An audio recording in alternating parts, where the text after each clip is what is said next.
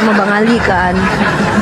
Iya Allah, sampai ada yang komen di bawah itu yang bikin aku ngakak ketawanya. Bu Yuni mukanya trapesium katanya, ya Allah kataku. Mbak saya udah benar itu.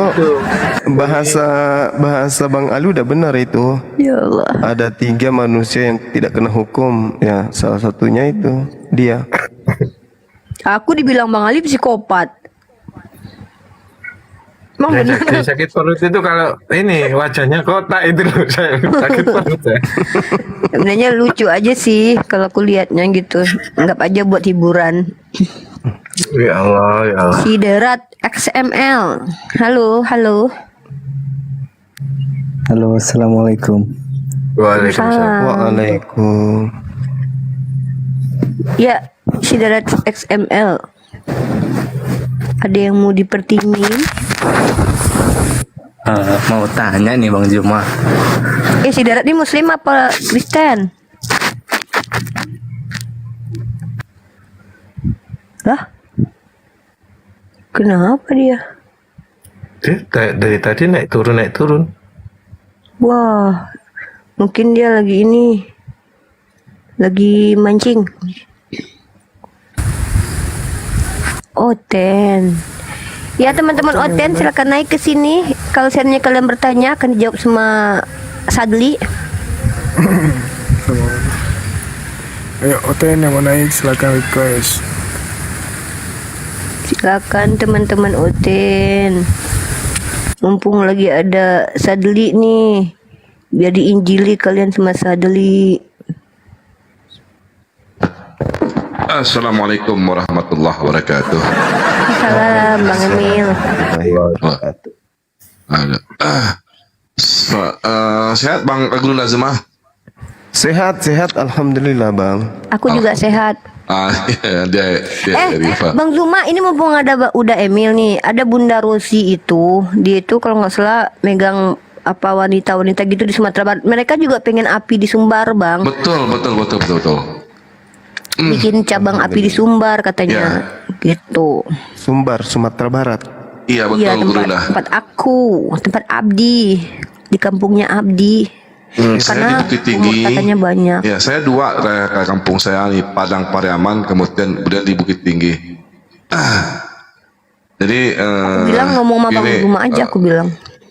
untuk mengantisipasi yang di Sumatera Barat ini Gurunda, makanya perlu dibentuk juga ini api untuk Sumbar.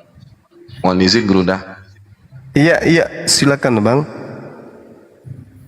Iya Bang Emil koordinasi sama Bunda Rozi tuh. Beliau bisa apa namanya, beliau banyak teman-teman dari sana yang bisa dikasih tahu katanya. Karena beliau dari mana ya, dinas di mana lupa aku, kemarin sempat telepon Bunda Rozi itu. Cuman aku bilang kata beliau nanti kalau seandainya ke Padang, ya aku kalau seandainya pembukaan di Bukit Tinggi insya Allah aku pulang. Tapi ya jelas-jelas lah nanti siapa orangnya yang bisa ini, yang ngurus nanti di situ gitu. Kalau aku nggak tinggal di situ, aku kuliah kan di Klaten, nggak bisa ninggalin kampus dulu selesai baru bisa kemana-mana. Itu Bang Emil, koordinasi aja sama Bunda Rozi. Bisa DM nomor WA-nya, Dek. Nanti kasih itu, nanti kasih. Oke, siap.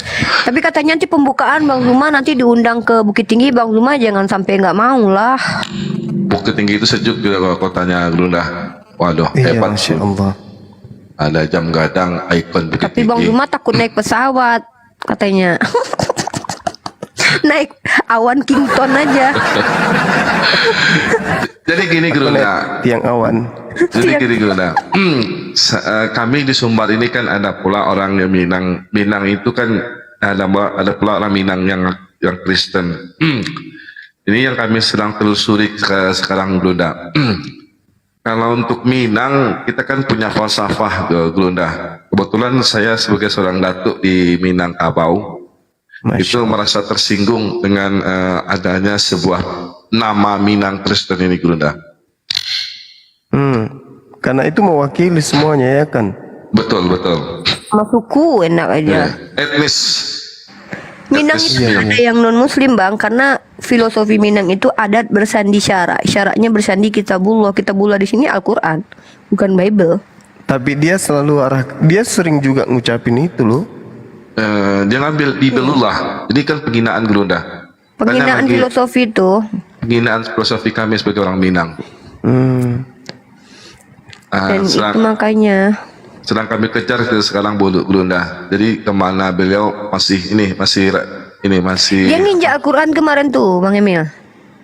ada ininya apa? Ada screenshot. Sama si itu, videonya sama si Reva. Cuman katanya si Reva takut diancam katanya. Ya, Al-Quran atau Bible? Al-Quran yang diinjak dia, Bang Hendra juga udah tahu. Tapi nggak ada yang record waktu itu, kayaknya ada di si Reva. Reva itu dia yang punya Komal kayaknya. Jadi ya kalau memang Reva mau yang lihat- punya Komal. Ini tadi saya ditelepon, terus diundang masuk ke live-nya Bob itu, si Reva itu, dia konsultasi. Ini bagaimana? Nah, karena banyak yang DM ke beliau terkait Minang Kristen itu. Insya Allah ini hari dia ke Polsek setempat atau ke Polres untuk melaporkan tindakan Minang Kristen itu dan menyerahkan videonya nanti. Oh, sudah ada videonya. Ya kan di roomnya itu Reva Ya itu. udah. Kok sampai Al-Quran diinjak sih? Iya, abis ke Bu Uti itu Bang, malamnya tuh aku dapat info kalau dia nginjak Mbah Uti. Mak Tujuannya? Uti malam. Dia memang sengaja. Kalau Mak Uti kan Sengaja, memang Bunda. debat gitu kan, nggak sengaja. Maksudnya maksudnya Mak Uti kan Al-Quran itu dijadiin apa namanya tuh, kayak supaya jangan kebolak-balik ditahan pakai kaki. Kalau ini emang bikin sakit hati kita, nggak sengaja gitu. Kebetulan sedang kami cari ini alamatnya, mudah-mudahan sempat ketemu. Dan kami sebagai orang Minang, Al-Quran diinjak sangat marah ya. Jadi Salam. Jadi Lanjut, gini, Bang, lanjut. gini Gerunda. Jadi untuk satu lagi Gerunda, izin Gerunda, Panggil Bang Suma aja, Bang. Bang Zumah Mas. Sama orang Minang nggak boleh saling mendahului kita. Iya, Bang Zuma kan orang Minang. Bener asli Minang. Karena abang aku, berarti jadi orang Minang. Aku orang Gini, Makassar. Bang Zuma, kan ada sebagai pembelajaran usul dikit Bang Zumanya. Iya. Ada yang memakai foto Bang Zuma, ada yang memakai penipuan saya lihat dan pernah saya lihat di Komal-Komalnya Kristen. Nah, orang-orang yang memakai foto Bang Zuma ini apa nggak bisa diproses gitu Bang Zuma sebagai bentuk penjaraan bagi mereka? Bisa aja. Cari aja alamatnya Bang Emil, udah Emil. Alamat orang itu nanti kalau udah kedeteksi baru kan penipuan itu. Ya, kalau sudah pakai menipu itu nggak boleh.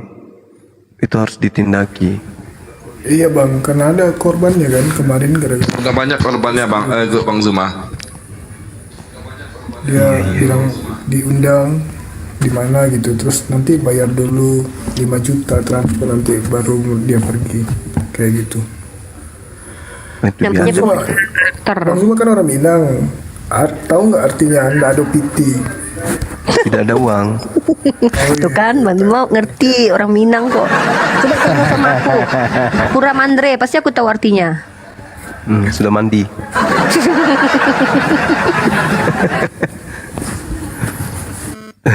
Saya udah mau masuk api, tapi caranya nggak bisa ini. Gimana ini?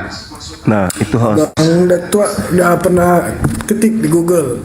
Udah dikasih sama si apa itu yang, tapi saya nggak bisa masukin. Bisa minta tolong nggak, host? Saya kasih foto saya, kemudian saya kasih email saya. Harus abangnya yang ketik. Oh gitu ya. Iya, karena nanti kan di foto KTP pakai ke foto selfie megang KTP gitu bang. Oke, siap. Coba Sebenarnya aja memang lagi. orang-orang Minang, sahabat-sahabat dari Minang memang harus gabung semua ke API. Secara orang Minang itu kan terkenal fanatik Islamnya itu luar biasa sampai ke seantero dunia. Sebut Minang itu identik Islam. Jadi Iya. ketika ada pergerakan kemudian untuk menyatukan niat umat Islam, ya apilah yang harus sahabat dari Minang lah yang harus berdiri. Memang akun yang mengatasnamakan Minang itu sangat mencederai, betul, sangat mencederai Minang Kristen. Nggak cocok disandingkan. Makasih sayang. Kebetulan Gurunda, Bang Zuma, saya di Padang Pariaman bagian dari Sumatera Barat ada sebuah sukunya Nias, dan saya ada sekitar setelah kemarin saya sensus, saya suruh anggota saya sensus, kebetulan ada 150 orang kakak, 150 kakak itu di bawah saya, Gurunda, Bang Zuma. Masya Allah. Saya pelindungnya. Jadi Alhamdulillah. untuk toleransi untuk di Sumatera Barat, alhamdulillah sudah dari dulu, Bang Zuma. Buatlah lagi Bang Emil. Nanti kalau sudah mulai launching, baru nanti Bang Zuma diundang ke sana gitu. Nanti ini dulu Bunda Rozi itu dulu pernah memfasilitasi debat antara Niniak Mama sama pendeta kalau nggak Bang salah. Emil teman kita di Zoom ini, Dek. Betul. Iya Bang. Ya Allah, Udah ya Emil. Udah Emil. Betul. Tadi kupikir artis dari mana. Artis Minang. Lagu tak tontong kalau meja jaguang. Bang Zuma udah begini.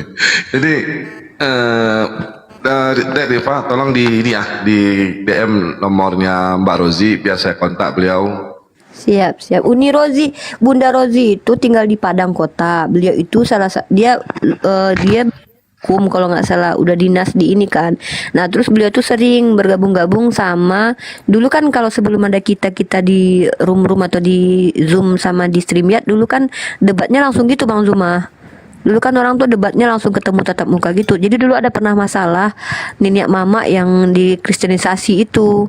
Nah beliau ikut dulu. Nah kemarin beliau tanya sama aku, Rifa katanya, nanti di Sumatera Barat buatlah. Loh iya nggak apa-apa, tapi aku jangan diandelin dulu karena aku lagi di Klaten, aku lagi kuliah kataku. Tapi kalau seandainya nanti jadi launching, ya udah insya Allah aku pulang, aku bilang tuh. Siap. Yang di bawah, yang orang Minang yang tinggal di Sumatera Barat, DM saya aja, nanti kita kondisikan gimana caranya untuk memetik api sumbar.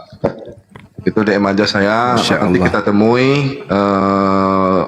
Bunda Rozi, kita kondisikan api sumbar. Bunda Rozi, kita temui. Double di mute dulu Romeo.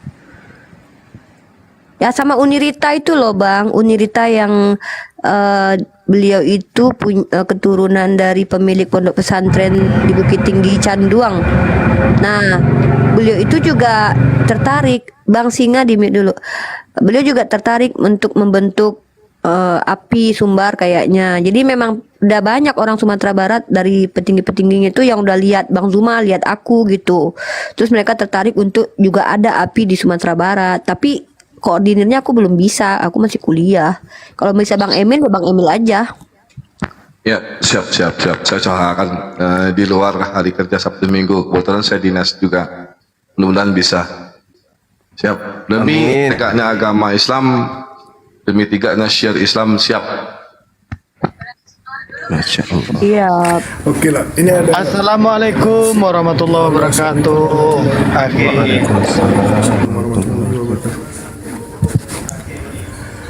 ya Bang, ada yang ingin disampaikan Bang? Assalamualaikum warahmatullahi wabarakatuh Bang. Tapi ini lelet ya, saya mau ngomong tapi kok pegang kayak gini ya. Jaringan nih ya. Bagus kok Bang. Romeo. Bagus ya Bang Zuma ya. Iya. Gimana kabarnya Hanya- akhi semua? Baik, alhamdulillah. Alhamdulillah. Pada tua, apa kabar pada tua? Bang Singa Allah tuh noise banget Alhamdulillah. suaranya. Alhamdulillah sehat, Bang Singa Allah. Iya, masih noise Kak. Ini masih noise nih. bunyi air apa bunyi mesin atau bunyi hujan nggak tahu sih. Oh, lagi di pinggir danau di atas ini. Oh pantesan noise sekali. Bang Romeo mau ngomong katanya, signalnya bagus kok, silakan. Ada yang mau Iya, disampaikan? tapi maaf Mbak, di sini gimana ya? Mungkin apa ya, handphonenya mungkin ya agak tegang-tegang gitu ya. Nggak. Tapi di Oh sini ya, ini masih dalam sesi live debat atau gimana?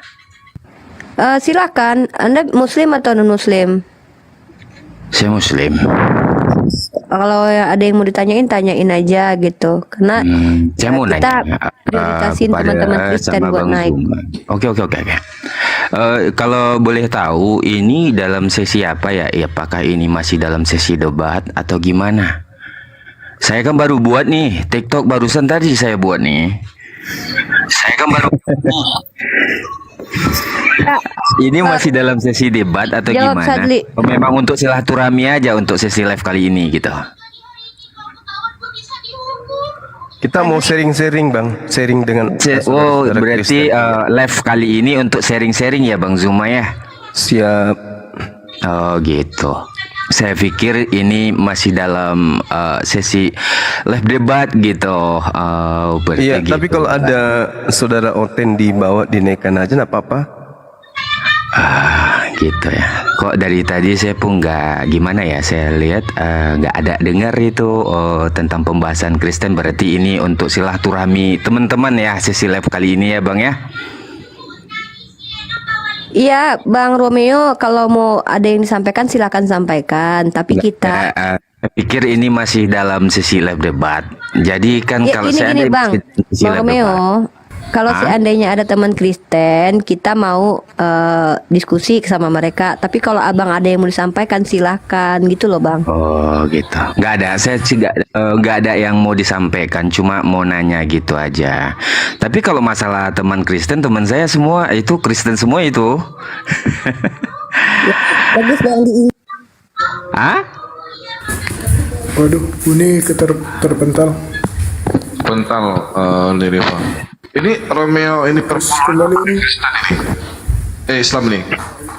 Oh ya, saya sendiri Muslim Bang. Bener Bang. Muslim gitu ya. Benar.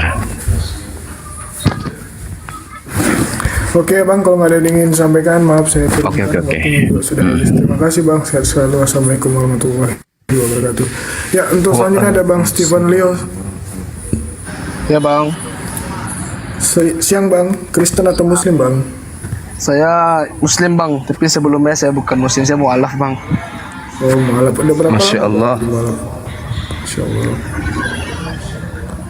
Ya bang, Udah berapa lama mualaf Bang? baru 4 tahun bang. Baru aja ya. Iya. Ada yang ingin disampaikan Bang? Saya ini sih bang, mau minta tolong sama teman-teman yang ada di bawah. Ketika ada diskusi agama atau lintas agama, tolong jangan bawa-bawa suku. Masalahnya gini bang, ada satu akun namanya Minang Kristen bang. Nah itu dia menghujat-hujat orang tapi bawa-bawa suku-suku Minang gitu bang. Betul Bang Stephen, dan saya sebagai orang Minang merasa tersinggung. Udah saya telusuri tuh, lagi saya telusuri dengan rekan-rekan ini orang sebenarnya siapa. Tapi saya dapat kabar dia sebenarnya orang Nias dari Nias, dan cara dia ngomong, cara dia bicara itu saya perhatikan bukan orang Minang karena Ya, ada kata-katanya gitu yang intonasi katanya itu. Iya bang, Yang saya kan juga itu bang. Saya kan juga orang Minang, walaupun saya bukan Minang asli ya, saya campuran. Jadi ayah saya itu orang Tionghoa, ibu saya kan orang Minang bang. Oh siap. Jadi itulah bang, saya nggak senang itu. Karena kan orang Minang kita tahu sendirilah dasar landasan kita orang Minang itu kan ada Siap, syarat siap. besar di kita buluh ya kan bang. Betul. Jadi kan bisa dikatakan bahwa orang Minang itu semuanya Muslim. Betul. Itu falsafah kita. Sumpah Marapalam, Sumpah Sakti Marapalam yang baru kemarin di tahun 2017 kita deklarasikan di Batu Sangkar di Pagaruyung. Jadi Kalau masalah ini apa masalah Kristen Minang itu saya tadi itu masuk ke komalnya memang yang beliau akan melaporkan Minang Kristen itu gitu hari ini juga. Nah setelah nanti dilaporkan nanti dia upload videonya di mana akunnya. bang? Akun apa bang? Di Reva sama Bang Bob. Oh Uni Reva mau laporkan nih bang. Ya, Reva itu yang buka komal kan Reva itu waktu itu yang live. Jadi Oh. yang bersangkutan dia itu merasa dirugikan Iya, atas kejadian itu. Dan hari ini mau dilaporkan. Setelah dilaporkan nanti videonya itu diupload di akunnya beliau. Bang nanti boleh kirim akunnya bang, saya mau lihat nanti bang. Oh, siap Bang. Oke bang. Saya Oke Bang cukup. Stephen, ada lagi Ya, yang Bang. disampaikan, waktunya 3 menit. Oh waktunya 3 menit ya bang. Saya rasa itu aja sih bang, menyangkut Minang Kristen itu sudah kelewat batas soalnya bang. Oke Bang Iya, Stephen. Saudara Stephen tetap Ya. istiqomah ya Bang, rapatkan Ya, Bang. barisan. Ya, Bang. Masya Allah. Terima kasih Bang, sehat selalu. Terima kasih bang. Waalaikumsalam warahmatullahi wabarakatuh. Assalamualaikum warahmatullahi yang ngancam saya Bang Zuma, tapi saya kasih alamat saya. Kalau berani atau saya datangi Anda, kasih alamatnya, saya datangi Anda hari juga. Gambaran dia. Siapa tuh? Minang. Iya. Kristen. Iya, Yang orang benar. Nias itu. Iya, orang Nias itu Bang. Dulu, Bang Zuma. Saya kalau ketemu, Aisyah, mungkin 3 patah rusuknya Bang. Kita bikin. Ini ada Franz. Halo Franz. Mau ditabrak pakai beca. Saya patahin rusuknya 3 dengan kaki Bang, serius. Oh, dengan kaki, Masya Allah. Tendangan harimau Minang. Franz, silakan dibuka mic-nya Franz. Iya, terima kasih. Assalamualaikum warahmatullahi wabarakatuh. Buat Bunda, Waalaikumsalam warahmatullahi Bang wabarakatuh. Juma, Uniripa, Hakatan, Bang Dato, semua sehat-sehat ya, Gurunda semua yang di atas ya. Alhamdulillah sehat. Alhamdulillah, senang sekali saya untuk siang ini bisa ketemu Gurunda dan Uniripa dan teman-teman ya. Inilah sesi yang ditunggu-tunggu, simpatisan Bang Juma ya. Kalau malam saya sudah menyadarkan diri Bang Juma, saya cukup nonton, nggak ikut naik. Kalau ada kesempatan siang ataupun sore yang diinformasikan sama host, ya saya akan hadir gitu.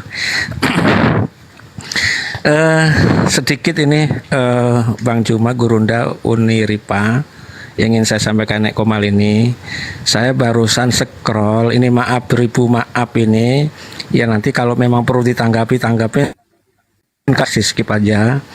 Saya barusan scroll di komalnya manusia setengah Indomie itu, di thumbnailnya ada tulisan begini. Nanti kalau teman-teman yang melihat di bawah kalau mau ngecek silahkan dicek ke sana, tapi saya nggak mau lama-lama di sana, cukup 1 menit lah, nggak enak juga melihat thumbnailnya. Thumbnailnya begini, anjing lapor-lapor, nah kayak gitu. Terus tadi ada orang Kristen bernarasi masalah Al-Quran yang diinjek Uniripa. Nah, saya di sini tidak tahu apa yang dimaksudkan anjing lapor itu kira-kira siapa, kayak gitu. Artinya inilah yang saya dapatkan, Gurunda Uniripa, saya nggak lebih dan nggak kurang. Kalau mau ditanggapi, semoga sebelum saya turun, kalau monggo, gitu aja Bang Cuma, Gurunda Uniripa, terima kasih. Iya, makasih informasinya Bang. Alhamdulillah semua itu dalam pantauan kita gitu. Dalam pantauan kita. Jadi kalau mereka kemudian melakukan satu tindakan yang menistakan seperti itu, ya mereka yang akan mendapatkan nantinya, mereka yang menanam, mereka yang panen, dan hasil panennya mereka harus makan. Gak usah dibagi ke orang lain. Itu aja sih. Itu wujud kecemburuan ya, kecemburuan mereka terhadap solidnya umat Islam. Ya kalau ada yang melapor itu artinya ada sesuatu kejadian, ya kan gitu. Kalau tidak ada yang melapor artinya aman-aman saja kan. Nah, kalau tidak mau dilampor ya jaga sikap lah. Jaga sikap. Benci-benci, tapi kalau menyampaikan sesuatu itu ya harus berdasar, harus berdata. Kita selama ini berdialog, nggak ada niatan untuk melakukan tindakan sampai injak buku yang mereka anggap suci, nggak ada. Malah kita hargai buku itu, kita simpan baik-baik. Tanya host itu, saya punya Bible itu kalau sudah aku pakai itu simpan dalam lemari kaca. Karena itu ilmu pengetahuan yang harus diketahui. Seperti itu, Bang.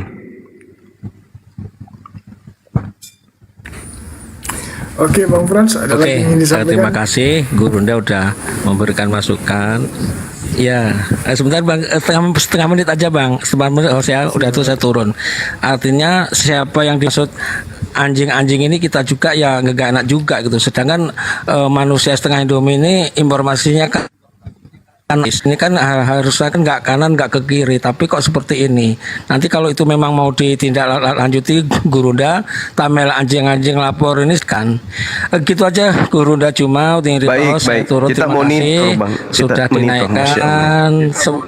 Ya, oke, terima kasih Bang. Cuma Gurunda sudah mewakili kami sebagai umat Muslim yang mencintai kedamaian. Terima kasih. Assalamualaikum warahmatullahi wabarakatuh. Waalaikumsalam warahmatullahi wabarakatuh. Izin Bang, saya nyimak di bawah aja.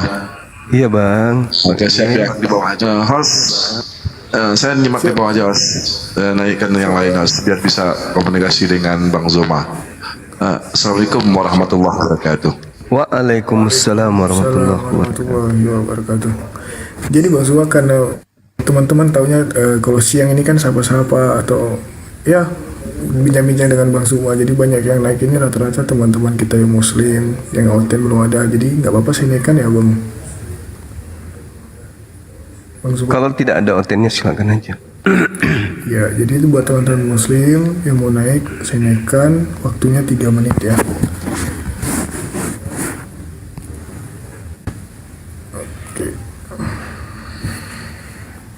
Sama-sama dengan Uniri, Pak, ada Bang Zuma, ada Bang Hatta, silakan.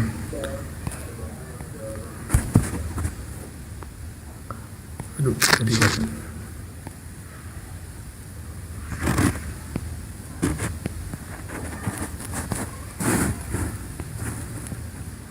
Assalamualaikum warahmatullahi wabarakatuh, Ibu Rita Al-Malik. Silakan dibuka mic-nya, Bu. Mbak Rita. 1, 2, 3. Halo. Assalamualaikum. Gak ada suaranya ya? Oke, saya turunkan ya. Terima kasih Mbak Rita. Ya, Assalamualaikum warahmatullahi wabarakatuh. Bang Ta, tadi di typing katanya pengen naik. Ada yang ingin disampaikan? Silakan Bang. Saya naiknya cuma sebentar ya Pak. Saya Muslim juga. Assalamualaikum warahmatullahi wabarakatuh. Waalaikumsalam warahmatullahi wabarakatuh.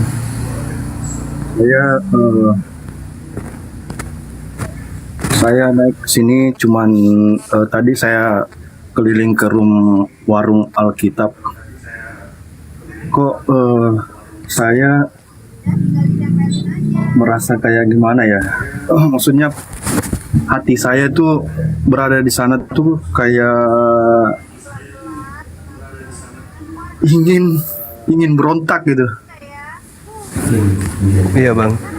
Karena di sana dia kayaknya sudah kelewatan Bang.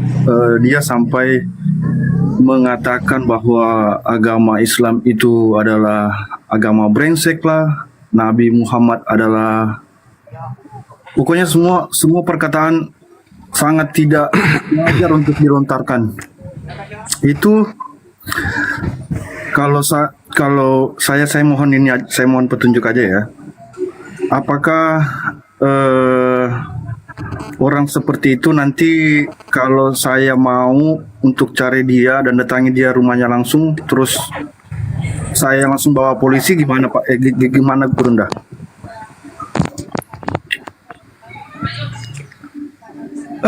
Dikumpulkan aja kalau mereka monolog.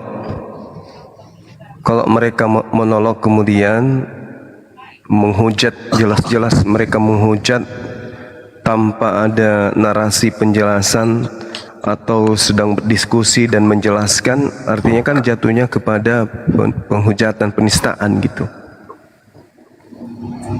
Iya.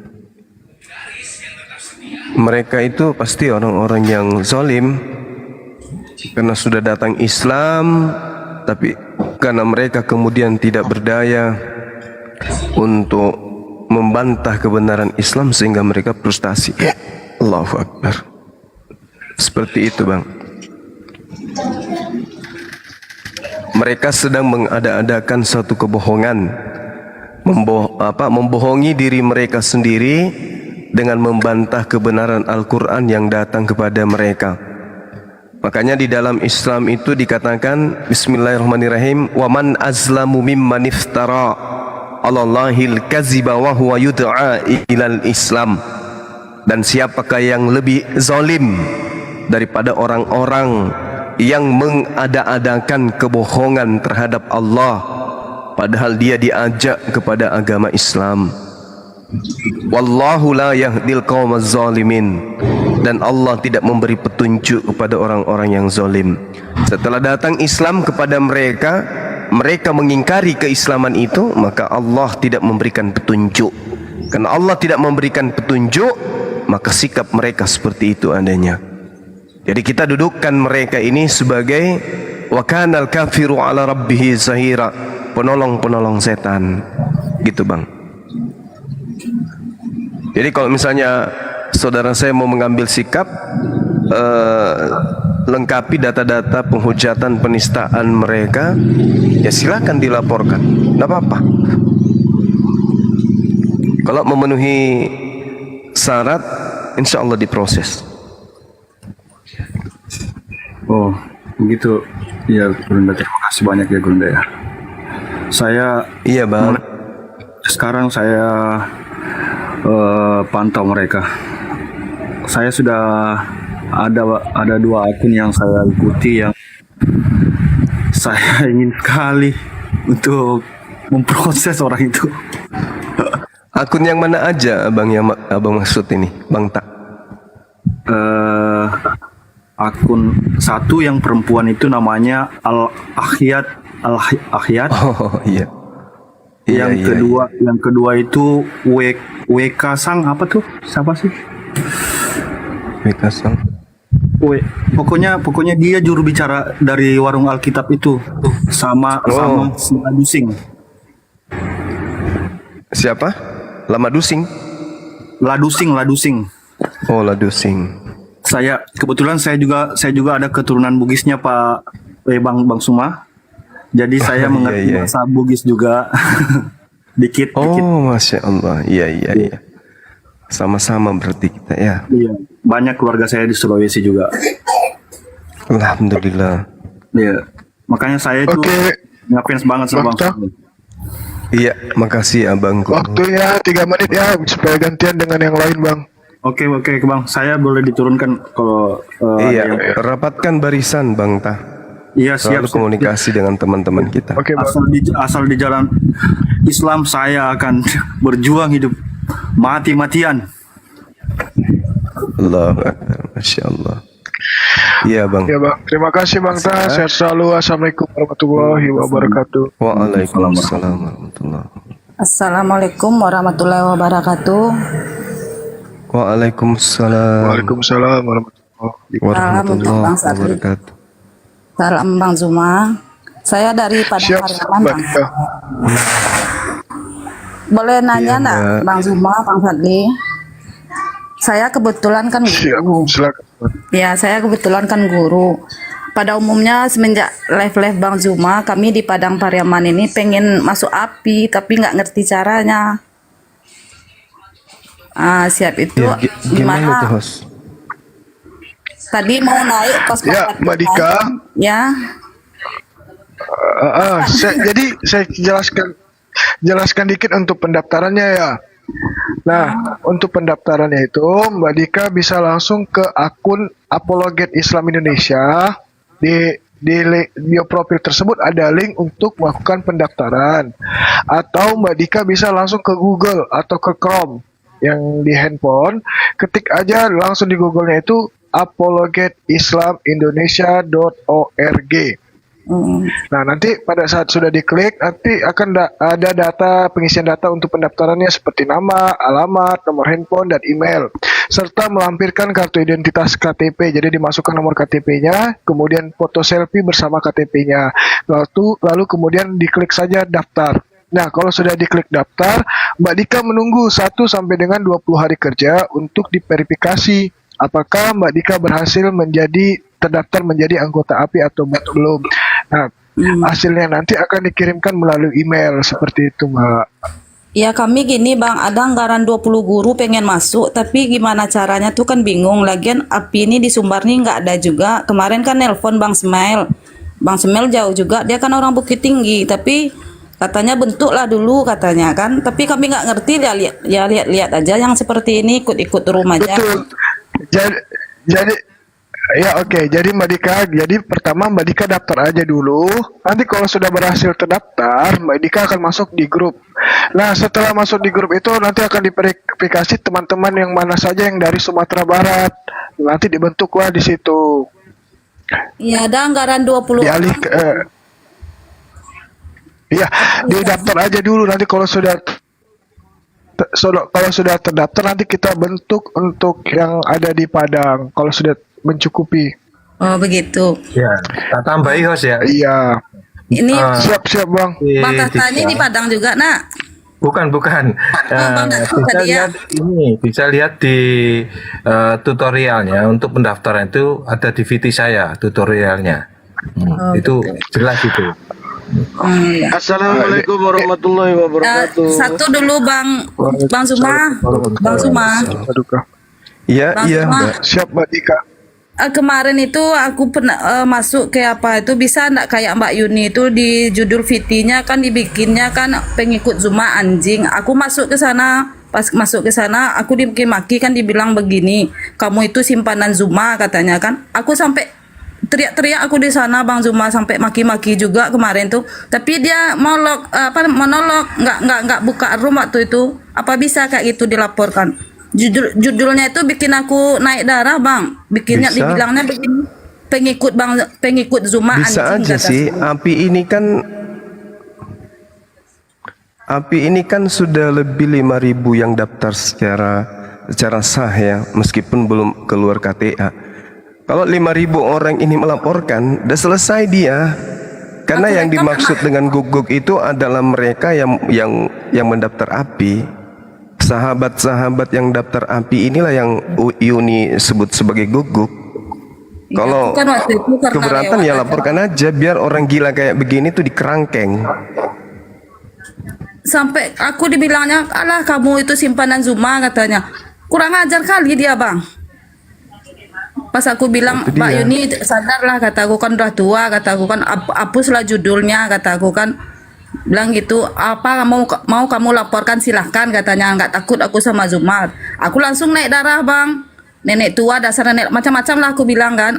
Dia bilang malah, alas diam kau simpanan Zuma katanya. Tambah naik darah lah aku waktu itu Bang. Aku rekam waktu itu apanya tuh, tapi dia sendiri nggak ada dalam debat. Iya. Soalnya aku nggak ngerti juga kan mau ke API. Tadi pas Bang Datuk itu naik, rencana mau lapor Bang Datuk kan, Pak Bang Datuk udah turun. Iya, dicari aja di DM aja, bikin konsolidasi kemudian dengan teman-teman, ya udah laporin aja. Meresahkan umat itu memang si Yuni itu sangat meresahkan. Udah 2 hari judulnya itu kayak itu juga tuh, sampai kesal aku kan. Iya. Mana ya lapornya nak ngerti. Kalau masih pribadi saya sih tidak masalah. Ini sudah berbicara banyak orang yang dihujat dia.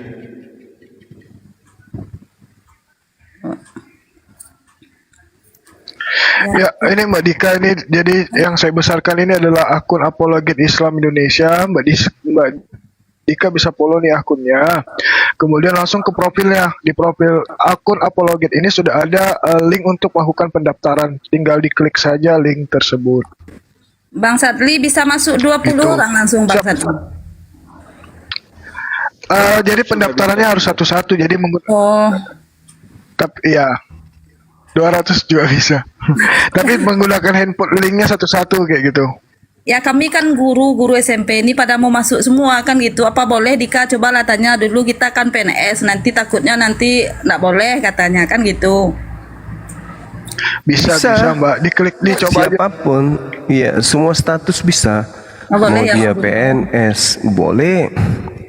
Kan cuman ini komunitas Islam, nggak ada masalah itu. Alhamdulillah ya, di Padang ini banyak juga Bang, apalagi untuk di Pariaman kan. Oh iya. Siap Mbak Dika. Ada lagi yang ingin disampaikan Mbak? Enggak, makasih banyak Bang Sadli, Bang Zuma, semuanya ya. Aku turun ya. Siap Ibu Dika. Assalamualaikum warahmatullahi wabarakatuh. Baik, terima kasih. Waalaikumsalam warahmatullahi wabarakatuh. Assalamualaikum warahmatullahi wabarakatuh, Mbak Kirai Adrina. Waalaikumsalam. Ada suaranya? Halo? Ya, aman, ada suaranya. Ada. Ya, aku. Ya, Mbak, aman suaranya. Oke, aku kan mualaf baru, masih belum tahu apa-apa ya. Cuman yang pernah saya dengar itu ada 71 golongan yang masuk, yang diterima Allah itu cuman satu golongan. Itu berarti belum tentu yang kita Islam yang kita anut itu benar gitu.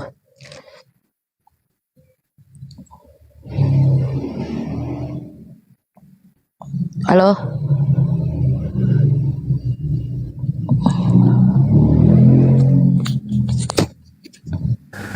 Ya, gimana Mbak? Iya. Suara saya menggerak.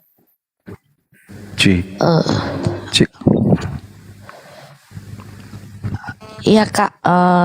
Iya. Kan karena saya masih baru, tapi saya pernah dengar ada 71 golongan yang hanya satu yang diterima sama Allah. Nah itu kalau seperti itu berarti belum tentu Islam yang saya jalani ini diterima gitu, atau gimana ya? Oh iya, baik. Jadi kita mengacu ke Al-Quran dulu sebelum kita masuk ke hadits yang tadi. Karena kedudukan Al-Quran itu sebagai kalam Allah, sedangkan hadits Rasulullah Muhammad SAW kalau kedudukannya itu tergantung daripada muatan daripada hadis tersebut, kita harus lihat daripada kedudukan daripada hadis. Karena tidak semua kemudian yang dikatakan hadis itu betul-betul berasal dari baginda Rasulullah Muhammad SAW. Bisa jadi dia maudhu, bisa jadi dhaif. Maka kita ketika berbicara mengenai keselamatan, cukuplah Al-Quran sebagai tonggak utama untuk menjadi landasan di dalam beriman.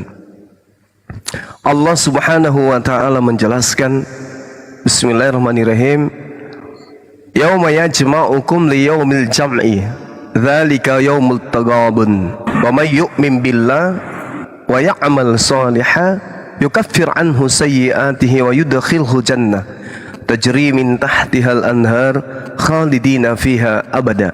Dzalikal fawzul azim. Jadi ayat suci Al-Quran jelas sekali menjadi pembimbing kepada kita umat Islam, di mana Allah mengatakan, ingatlah pada hari ketika Allah mengumpulkan seluruh manusia pada hari perhimpunan. Itulah hari di mana manusia akan diungkapkan dosa-dosanya, akan diungkapkan kesalahan-kesalahannya. Dan Allah mengatakan, di antara seluruh manusia yang ada, barang siapa di antara mereka beriman kepada Allah dan mengerjakan kebajikan, niscaya Allah akan menghapuskan kesalahan-kesalahannya dan memasukkannya ke dalam surga mereka kekal di dalamnya selama-lamanya. Itulah kemenangan yang agung. Jadi ayat suci Al-Quran tidak ada kemudian memberikan sinyal bahwa umat Islam hanya ada satu golongan kemudian yang akan dimasukkan ke dalam surga. Itu nggak ada. Allah hanya mengatakan barang siapa beriman. Ini penekanan dari Allah Subhanahu wa taala. Barang siapa yang beriman kemudian. Ini Allah yang mengatakan, "Wa may yu'min billah." Siapapun dia yang beriman kepada Allah, wa ya'mal salihah, lalu kemudian mengamalkan ajaran saleh. Ini jelas. Niscaya Allah akan menghapuskan dosa-dosanya. Jadi kita nggak perlu pusing mau golongan apapun kita, selama kita beriman kepada Allah, maka kita dijanji oleh Allah untuk dimasukkan ke dalam surga. Nah, masuk kita ke hadits.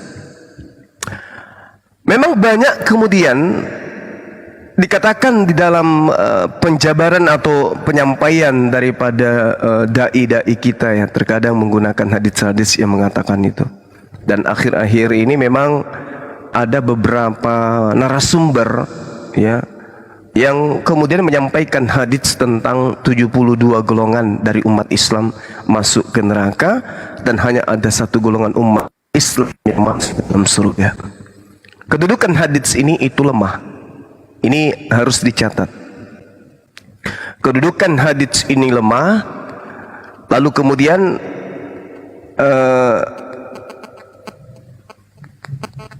ketika diterangkan kaum sindik dari kalangan umat Islam justru balikan bahwasanya yang benar itu adalah 76 golongan ya. 76 golongan, 70 golongan masuk surga, satu golongan yang masuk neraka. Siapa yang masuk neraka ini? Orang-orang yang munafik. Nah, para ulama, sebagian besar ulama hadis itu mendaifkan hadis perpecahan umat Islam menjadi 70 golongan atau 71 golongan dan seterusnya. Itu mendaifkan. Kenapa? Karena itu tidak memenuhi syarat. Jadi karena pada sanad-sanad hadis tersebut terhadap kelemahan. Itu poin pertama kenapa mereka kemudian mendaifkan. Lalu kemudian jumlah bilangan golongan yang celaka itu berbeda-beda. Ada di hadis satu mengatakan 72 golongan, ada yang menyebutkan 71 golongan, ada lagi yang mengatakan 70 saja. Ya, tampak kemudian menentukan batas yang mana yang benar. Nah, oleh karena itu, dikarenakan makna atau kandungan hadis tersebut tidak sesuai dengan akal dan tidak sesuai dengan Al-Quranul Karim, maka para ulama hadis mengatakan ya bahwa hadis itu lemah. Untuk itulah kemudian tidak bisa dijadikan sebagai rujukan di dalam beriman. Tidak bisa. Karena hadis-hadis seperti ini yaitu tidak berkesesuaian dengan narasi firman Allah. Firman Allahnya kan sudah sangat jelas. Innal ladzina amanu wa amilus salihati ulaika hum khairul bariyah. Barang siapa yang beriman, beramal saleh, mereka itu adalah sebaik-baiknya makhluk.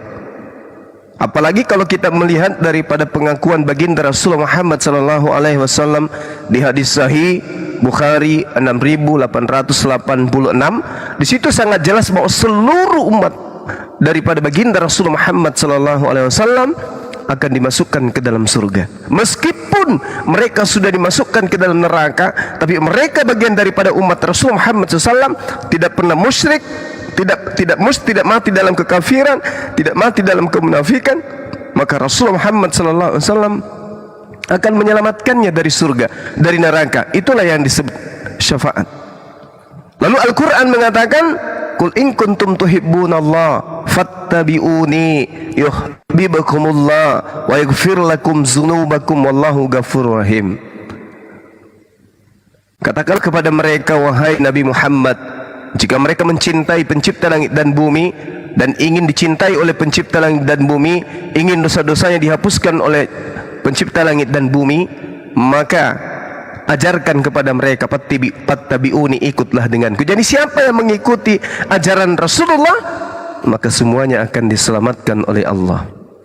Nah, jadi hadis-hadis seperti tadi itu kemudian tidak bisa dijadikan sebagai rujukan di dalam di dalam berislam. Kalaupun dikatakan yang selamat adalah yang berjamaah, artinya yang berjamaah ini adalah yang bersama-sama kemudian menjalankan apa yang menjadi tuntunan baginda Rasulullah Muhammad sallallahu alaihi wasallam. Jadi itu tidak perlu terlalu dipikirkan, saudari Kirei, karena Al-Quran narasinya tidak mengarahkan kemudian kepada yang tadi. Dan Islam dikatakan 71 golongan, 70 golongan, 73 golongan, 70. Itu Islam yang mana? Bukankah ketika kemudian kita mengaku Islam, maka Allah adalah Tuhan kita, Al-Quran adalah kitab kita, dan baginda Rasul Muhammad adalah Nabi kita, dan itu adalah satu. Mana ada 70 golongan? Golongan yang mana aja? Ya, itu hadisnya doif. Seperti itu. Silakan. Kalau semacam ada Ahmadiyah, Muhammadiyah, kayak gitu-gitu, itu lain sama golongan itu. Oh, bukan. Itu bukan golongan agama. Itu adalah organisasi perkumpulan. Tuhannya Allah. Hari Jumatnya sama, maghribnya sama, isanya sama, subuhnya sama, zuhurnya sama, asarnya sama. Gak ada, bukan golongan. Itu organisasi itu, Mbak. Oh. Satu lagi boleh? Silakan. Kalau di Islam itu kan ada syariat. Kalau syariat itu kan ya istilahnya satu kesatuan nama Islam. Kalau syariat maksudnya tradisi gabung dengan syariat, gabung dengan Islam. Itu memang seperti itu bisa gitu. Maksudnya boleh gitu.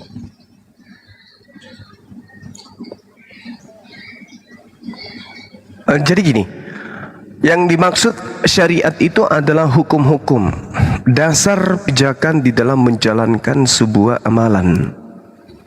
Jadi di Islam itu beribadah dalam kebenaran. Maksudnya apa? Melakukan satu hukum ibadah harus berdasarkan dengan kaidah yang berasal dari baginda Rasulullah Muhammad sallallahu alaihi wasallam. Jadi kalau misalnya ada ajaran adat istiadat kemudian, ya itu bukan syariat. Tapi kalau digabungkan dengan syariat, selama adat itu kemudian tidak melanggar akidah dan tidak menjadikan kita musyrik, tidak menjatuhkan kita kepada pelanggaran tentang hukum Allah, maka saya rasa itu tidak masalah. Selama tidak merusak akidah dan tidak mencemarkan syariat. Seperti itu. Maksudnya gini, misalnya kita mau melakukan sesuatu, minta syariat dulu ke kiai. Seperti itu yang saya alami di lingkungan ya. Iya, contohnya apa itu, Mbak? Contohnya, misalnya lah. Contohnya apa? Saya mau beli mobil misalnya, minta syariat dulu ke kiai. Terus atau saya mau buka usaha, minta syariat dulu ke kiai. Nah itu seperti apa itu? Jadi kalau kita berbicara syariat, syariat itu adalah hukum yang sudah menjadi ketetapan Allah. Jadi kalau misalnya kita minta syariat ke kiai, kayaknya enggak salah sasaran kayaknya, Mbak Kirei. Soalnya karena syariat itu adalah hukum yang sudah ditetapkan. Mungkin maksudnya kalau beli mobil kita bersyukur kepada Allah mungkin. Tapi kalau misalnya beli mobil, tentukan harinya, kemudian potong ayam, bikin kue, ya, syukuran, itu enggak ada. Iya, semacam itu. Itu di Islam enggak ada yang kayak gitu-gitu. Itu enggak ada. Ketetapan yang kayak gitu itu enggak ada di Islam. Jadi kalau misalnya mengundang keluarga untuk syukuran, mengucapkan syukur atas rezeki yang diberi, itu nggak apa-apa, tapi itu bukan bagian daripada syariat yang menjadi ketetapan. Yang menjadi ketetapan itu adalah bersyukur, banyak beribadah.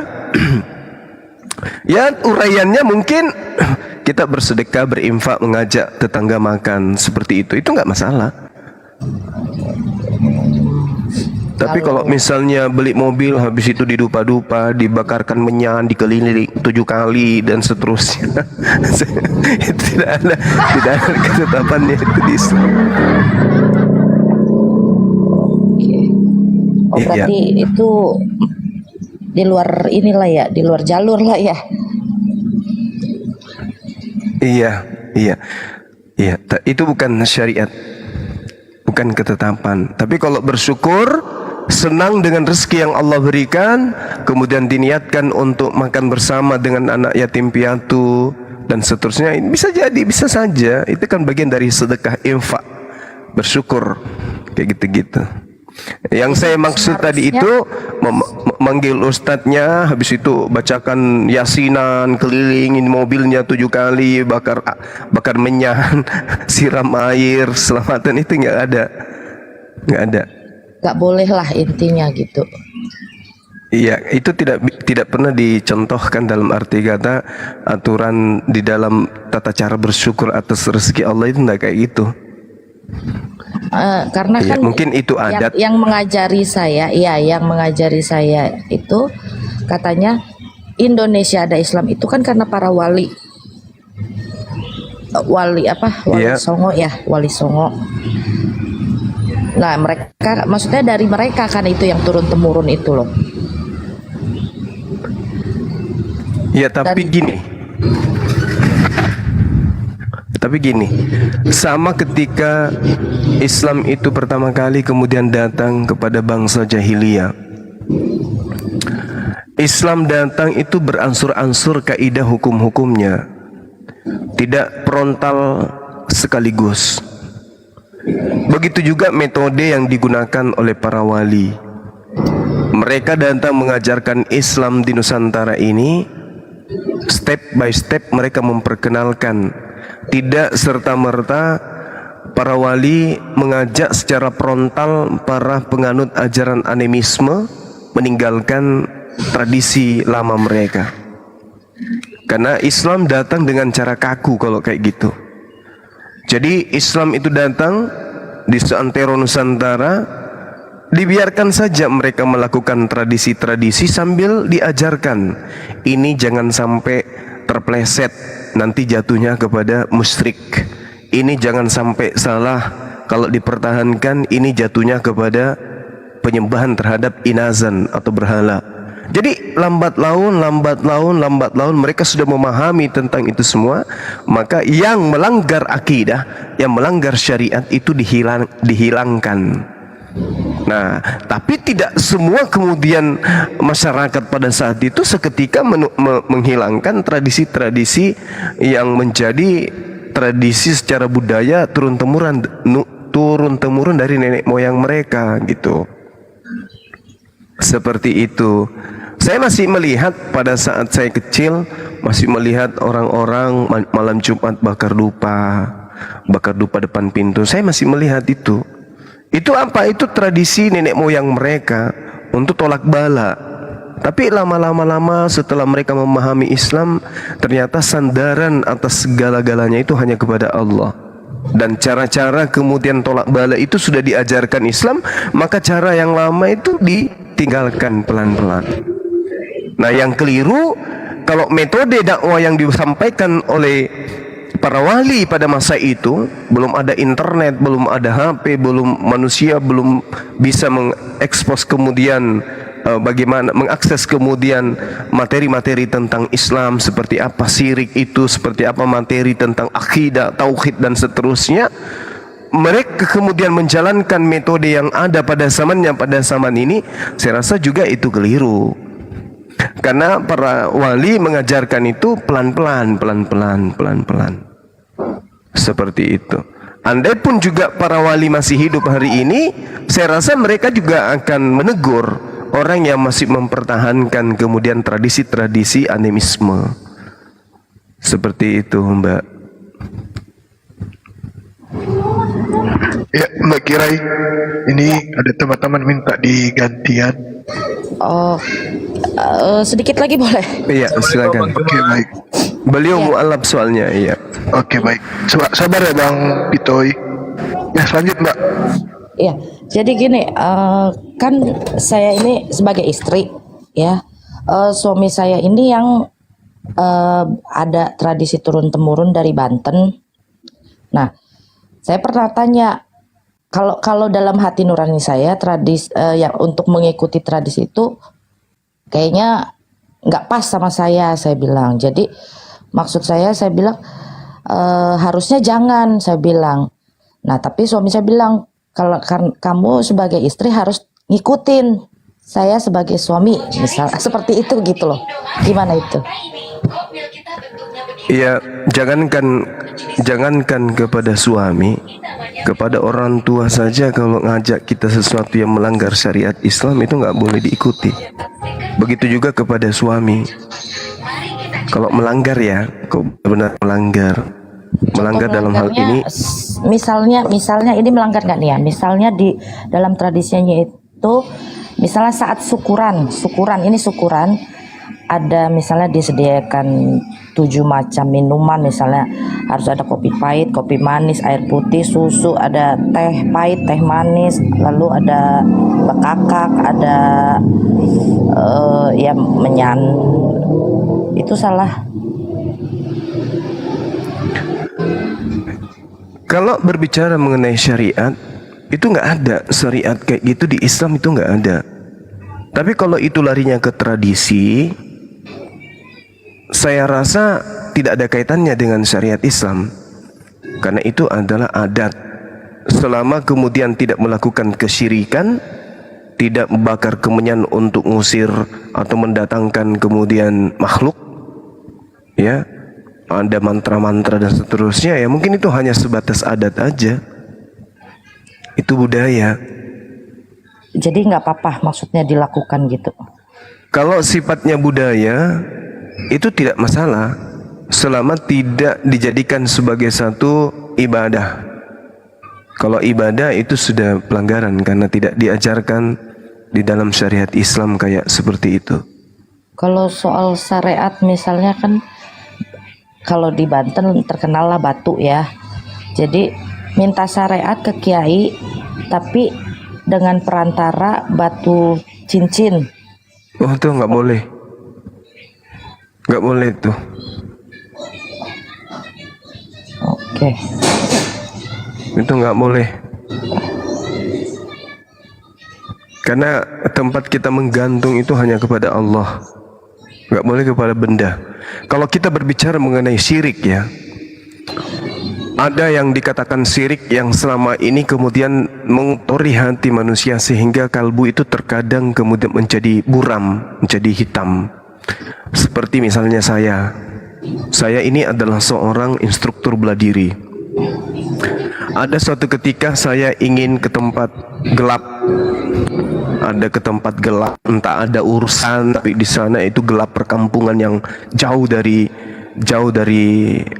listrik dan PLN. Misalnya nih contoh, saya mau pergi. Sebelum saya pergi, saya persiapkan diri. Apa yang saya katakan? Wah, kalau ada apa-apa di sana kecil, saya kan bisa bela diri. Saya kan bisa menjaga diri saya dengan ilmu bela diri saya yang saya punya. Itu sebenarnya kalau kita mau berbicara mengenai makrifat, itu sudah jatuh kepada kemusyrikan. Syirik tidak menyandarkan kepada Allah, tapi menyandarkan kepada kemampuan sendiri. Apa sih bela diri itu? Mau dia sampai level manapun, kalau sudah dipatok ular kobra, mati juga.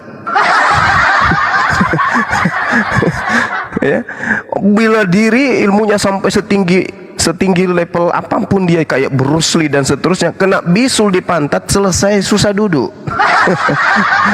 Jadi semuanya harus bersandar kepada Allah. Apalagi dengan tadi ada cincin, ada ini kalung, jimat, itu nggak boleh, nggak boleh. Orang yang punya jimat, punya kalung, kemudian kalau kena bisul biji matanya sebelah kiri, udah selesai. Jadi semuanya itu harus bersandar hanya kepada Allah. Masya Allah, sahabatku Eli. Seperti itu Mbak Kerye. Jadi semua hanya disandarkan kepada Allah semata, jangan kepada yang lain. Dibuka mic-nya Mbak, tadi saya mute karena noise, ada anak kecil. Oke ya, masuk sih jawabannya ke saya. Masya Allah. Ya gitu aja deh. Makasih udah banyak yang antri. Makasih saudara, sering-sering terima aja kasih, lah Bang. kita bincang-bincang ya. Makasih. Nanti saya pertanyaannya banyak. Kelamaan. Iya nggak apa-apa, nggak apa-apa. Iya. Oke ya. Makasih Bang. Makasih. Siap. Mbak Kirai, makasih. Sehat selalu Mbak Kirai. Assalamualaikum warahmatullahi wabarakatuh. Waalaikumsalam warahmatullahi wabarakatuh. Selanjutnya ada Bang Sani. Halo Bang Sani, silakan Mbak Sani atau Mbak Sani. Silakan dibuka mic-nya Mbak Sani. Assalamualaikum warahmatullahi wabarakatuh. Waalaikumsalam warahmatullahi wabarakatuh. Salam Suaranya kecil Bang. Ya, waalaikumsalam warahmatullahi wabarakatuh. Salam kenal Bang Suma dan komal-komal yang lain. Ya. Ada yang ingin disampaikan Bang? Warahmatullahi wabarakatuh. Sahabatku Sani, ya salam kenal. Ya, ini cuma hanya sekedar mengikuti saja. Noise Bang, noise nggak kedengaran suaranya Bang. Noise ya? Iya, noise-nya parah Bang. Ada anak kecil juga, takutnya rungkat Bang. Jadi saya mute dulu ya. Mungkin Bang Sani bisa pindah tempat dulu. Oh, suaranya pecah. Iya, soalnya rusak soundcardku. Kalau nggak pakai ini suaranya kecil. Aduh. Oke Bang Pito, silakan Bang. Assalamualaikum warahmatullahi wabarakatuh. Silakan dibuka mic-nya Bang. Assalamualaikum warahmatullahi wabarakatuh. Acaranya sih sebenarnya pengajiannya. Waalaikumsalam warahmatullahi wabarakatuh. Ya Bang Zuma. Ya, saya mau bertanya nih Bang, tentang kodok dan kodar. Bang Pito juga suaranya noise Bang, mungkin bisa pindah tempat dulu Bang. Halo Bang, dengar Bang? Suaranya kecil. Dengar Bang? Tunggu, suara Bang Pito saya mute dulu, noise Bang. Saya juga masih noise nggak? Cek. Saya masih noise teman-teman, katanya suara saya pecah. Ya ada pesawat lewat. Oh, saya juga noise. Aduh. Gimana ini? Halo, assalamualaikum Bang. Dengar? Waalaikumsalam warahmatullahi wabarakatuh, Bang Pito. Iya Bang, warahmatullahi wabarakatuh. Ya, sebelumnya salam sehat untuk kita semua ya. Saya mau bertanya nih untuk Bang Juma. Bang Juma, saya mau bertanya masalah tentang kodok dan kodar nih Bang. Bukan sebenarnya kodok, kodok. Koda ya. Koda. Tidak ada huruf O dalam ejaan Arab.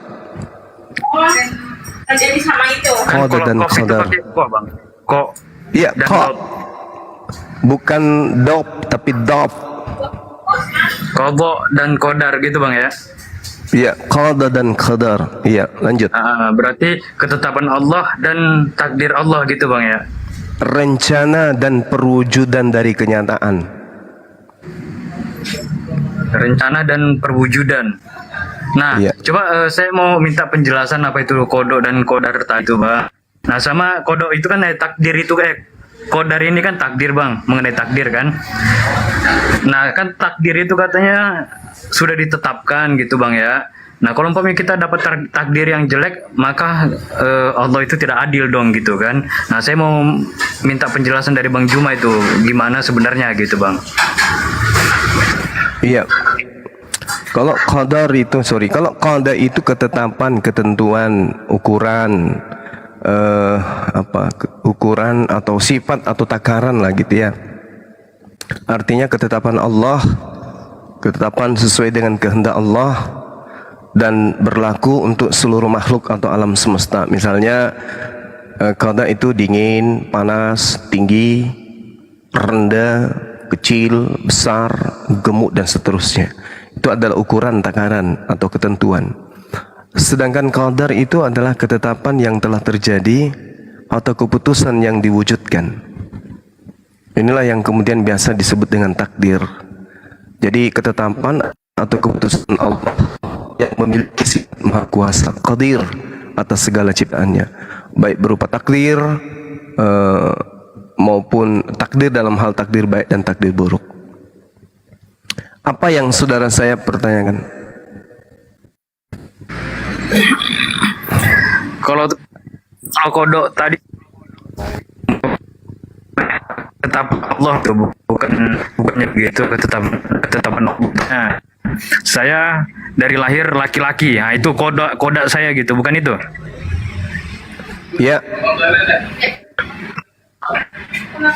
Itu bang ya ketetapan ya. Nah tadi masalah takdir tadi itu katanya setelah kita ditiupkan ruh di situ takdir kita situ sudah ditentuin gitu bang ya, sudah ditentuin. Nah, maka dari itu kalau umpamanya kita berlaku apa saja ya takdir kita sudah ditentuin, ya kita mau gimana lagi, mau berbuat apa lagi gitu. Makanya ada yang pesimis gitu bang, orang udah takdir saya begitu kan. Nah, makanya kalau umpamanya dibilang keliru. kalau takdir kita sudah jelek ya udah mau diapain lagi, berarti Allah tidak adil dong gitu bang katanya. Nah saya mau minta penjelasannya itu bang. Gimana bang? Jadi ada yang disebut takdir mubram, ada yang dikatakan kemudian takdir muallaq. Sebenarnya ini materi kita materi apologet, tapi nggak apa-apa ya. Jadi kalau berbicara mengenai takdir mubram tentang kelahiran dan kematian manusia, contoh, tidak ada yang tahu kapan dan di mana kita akan lahir dan kita akan mati. Itu semua menjadi rahasia Allah. Sudah menjadi ketetapan Allah. Sedangkan kalau berbicara mengenai takdir muallaq, ketentuan Allah yang mengikuti dan mengikut sertakan kemudian peran manusia melalui usaha atau ikhtiarnya. Di sini terkadang kita salah memahami. Kalau misalnya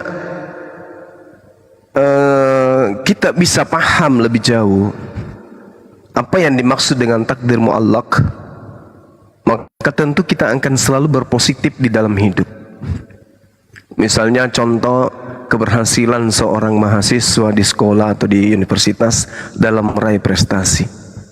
Mahasiswa yang berprestasi itu bukanlah mahasiswa yang diam saja tidak belajar, tetapi mahasiswa yang selalu berusaha belajar setiap hari untuk meraih cita-cita yang diharapkannya. Ini yang perlu dipahami dulu. Ada orang pasrah, ya udah nggak usah belajar, toh sudah ditakdirkan nilaiku nanti error, nilaiku tidak lulus, aku menjadi mahasiswa yang ya paling rendah nilainya dan seterusnya. Itu tidak seperti itu dalam hidup ini. Takdir yang diberikan oleh Allah kepada manusia itu ada takdir ketetapan Tuhan yang mengikut sertakan peran manusia melalui usaha. Seperti yang saya contohkan tadi. Ya, jadi orang yang kemudian mendapatkan kebahagiaan di dunia, kebahagiaan di akhirat, itu adalah orang yang ditakdirkan oleh Allah berdasarkan keikutsertaannya dia melalui usaha dan ikhtiar. Melalui usaha dan ikhtiar. Bukan berarti Anda sudah dipatok mati, Anda ditakdirkan mati bunuh diri. Enggak. Ada orang yang ditakdirkan mati bunuh diri, itu enggak ada. Enggak ada. Nah, dengan demikian apa yang diraih ke manusia ini selain ditentukan oleh Allah, juga ditopang oleh doa, ditopang oleh usaha yang dilakukan oleh manusia tersebut. Jadi berusaha itu harus, tetapi kita harus kemudian berdoa, kita harus rela menerima segala takdir yang sudah ditentukan oleh Allah, seperti yang saya gambarkan tadi. Jadi mahasiswa yang mendapatkan prestasi tinggi itu sudah pasti mahasiswa yang berusaha belajar dengan tekun, ikhtiar, dan ada upaya kemudian untuk mendapatkan nilai yang bagus. Jadi orang yang bekerja akan kaya, yang malas miskin.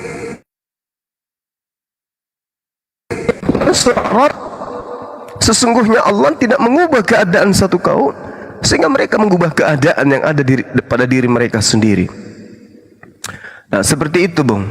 Mungkin sekilas saya sampaikan hanya seperti itu karena memang saya bukan seorang ustadz ya. Setahu saya menjelaskan ya itu yang saya tahu, itu yang saya sampaikan. Silakan.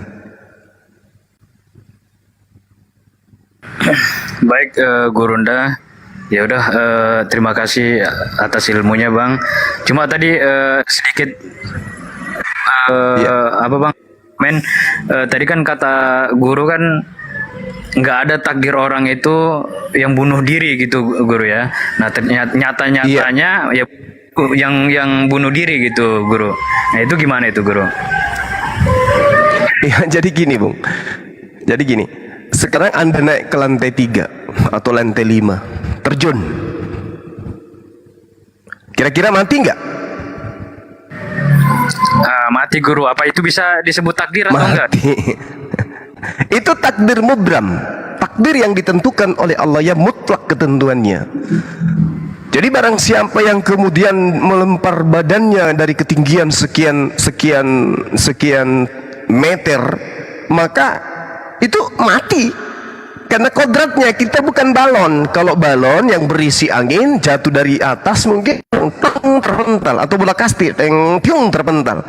Karena ketetapan Tuhan, manusia itu bukan benda yang bisa terpental, ya hancur, mati dia. Karena dia yang menginginkan, jadinya ke mubram, dia yang berusaha untuk itu. Dia yang merubah kemudian ketetapan Tuhan. Aku ciptakan misalnya kamu dalam keadaan seorang laki-laki, saya tetapkan usianya sekian. Berjalannya waktu Allah sudah tahu. Allah sudah tahu ini nanti di usia 14 tahun matinya bunuh diri. Allah sudah tahu. Tetapi bukan Allah yang menentukan bahwa orang ini matinya bunuh diri, bukan Allah yang menentukan, tetapi orang itu sendiri yang melakukan itu. Mungkin karena dalam hidupnya putus asa, dalam hidupnya stres, dalam hidupnya kecewa dan seterusnya, maka dia mati bunuh diri. Sebelum dia dilahirkan pun Allah sudah tahu bahwa si fulan ini, hambaku ini sangat kasihan, dia hidup, nantinya nanti mati bunuh diri. Nah, nanti makanya dalam Al-Quranul Karim itu pada saat perhimpunan manusia akan diungkap semua kesalahan-kesalahan, diungkap semua perbuatan-perbuatan. Ditanya, kamu kenapa bunuh diri? Ada masalah saya, gini. Oh iya. Jadi bukan Allah yang menentukan orang ini matinya seperti itu, bukan. Tetapi kemudian Allah Maha mengetahui. Mengetahui bukan berarti Dia yang menetapkan. Seperti itu adanya. Jadi ketika saudara naik ke lantai 5, loncat turun, percaya sama saya, Anda akan mati, hancur, pecah kepala, gigi nongol tinggal 2. Kayak gitu. Tapi kalau Anda tinggal aja duduk berzikir, la ilaha illallah, ada masalah, la ilaha illallah, ada musibah, la ilaha illallah, la ilaha, tidak mati, insya Allah masih hidup. Tapi kalau naik mau coba-coba, kalau ada netizen yang mau coba-coba, mau praktek, silakan. Nah, nanti tinggal WA saya. Berangkat duluan ya. Gitu. Itu sudah takdir mubram itu. Jadi takdir yang kemudian menjadi ketetapan ketentuan Tuhan, ya jatuh dari atas itu kenanya ke bawah, kan gitu ya. Yang namanya ke atas itu naik, yang namanya dari atas ke bawah itu jatuh ke bawah. Nah, kalau yang manusia yang jatuh ke bawah, nah itu yang bahaya. Makanya ada teka-teki ya, kita sambil bergurau. Ada teka-teki, Bang Suma, apa perbedaannya orang yang jatuh dari lantai 5 dengan orang yang jatuh lantai 1? Jawabannya adalah, kalau orang yang jatuh dari lantai 5 itu perbedaannya ada letaknya di suara. Lantai 5 jatuh, buk. Kalau lantai 1, buk, Nah, lantai 1 itu masih ada kemungkinan hidup karena A-nya belakangan. Tapi kalau A-nya duluan, buk, nah itu biasanya langsung innalillahi wa inna ilaihi rajiun. Itu ketetapan, itu ketentuan.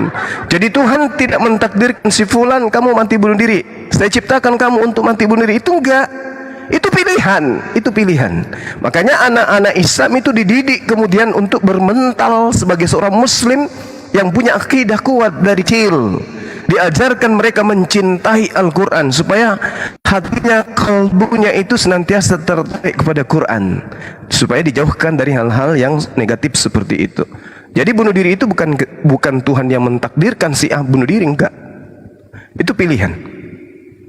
Sama seperti ketika orang masuk di universitas, bukan Tuhan yang menentukan ini siswa bahlul, ini siswa pintar, bukan. Tetapi mahasiswa itu sendiri yang menentukan level dia. Apakah dia anak cerdas, apakah dia anak yang tertinggal pelajaran dan seterusnya. Dia yang menentukan, dia yang berusaha. Seperti itu. Sama seperti orang yang sakit-sakitan, ya, nggak usah minum obat. Kenapa? Ya kan sudah ditakdirkan mati. Udah nggak usah minum obat. Ya udah kalau gitu nggak usah makan. Kan sudah ditakdirkan mati. Gitu ya. Seperti itu, saudaraku.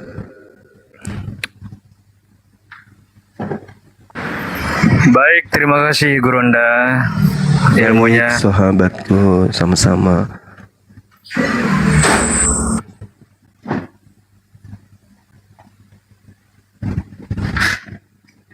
Oke, host. Sedikit lagi ya, teman-teman.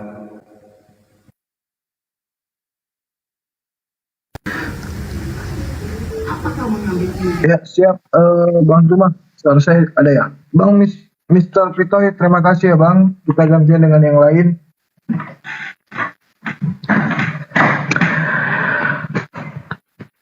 Selanjutnya ada Mbak Nora. Cek suara saya ada, Mbak Nora, silakan dibuka mic-nya. Assalamualaikum warahmatullahi wabarakatuh. Waalaikumsalam warahmatullahi wabarakatuh. Assalamualaikum, Gurundaku Bang Zuma. Mudah-mudahan selalu sehat selalu ya. Warahmatullahi wabarakatuh. Oh, Tinora ini. Iya. Oh, Tinora. Kok DP-nya beda? Masya Allah. Ini DP anak saya, foto anak saya. Iya. Iya. Bagaimana? Masih Mudah-mudahan sering selalu melanglang sehat buana? ya. Masya Allah. Ya, saya minta sedikit saran dari Gurundaku ya. Masya Allah, anak saya yang lajang sering mengikuti juga ya. Sampai dia bertanya, "Mak, siapa itu Bang Zuma? Oh, begini."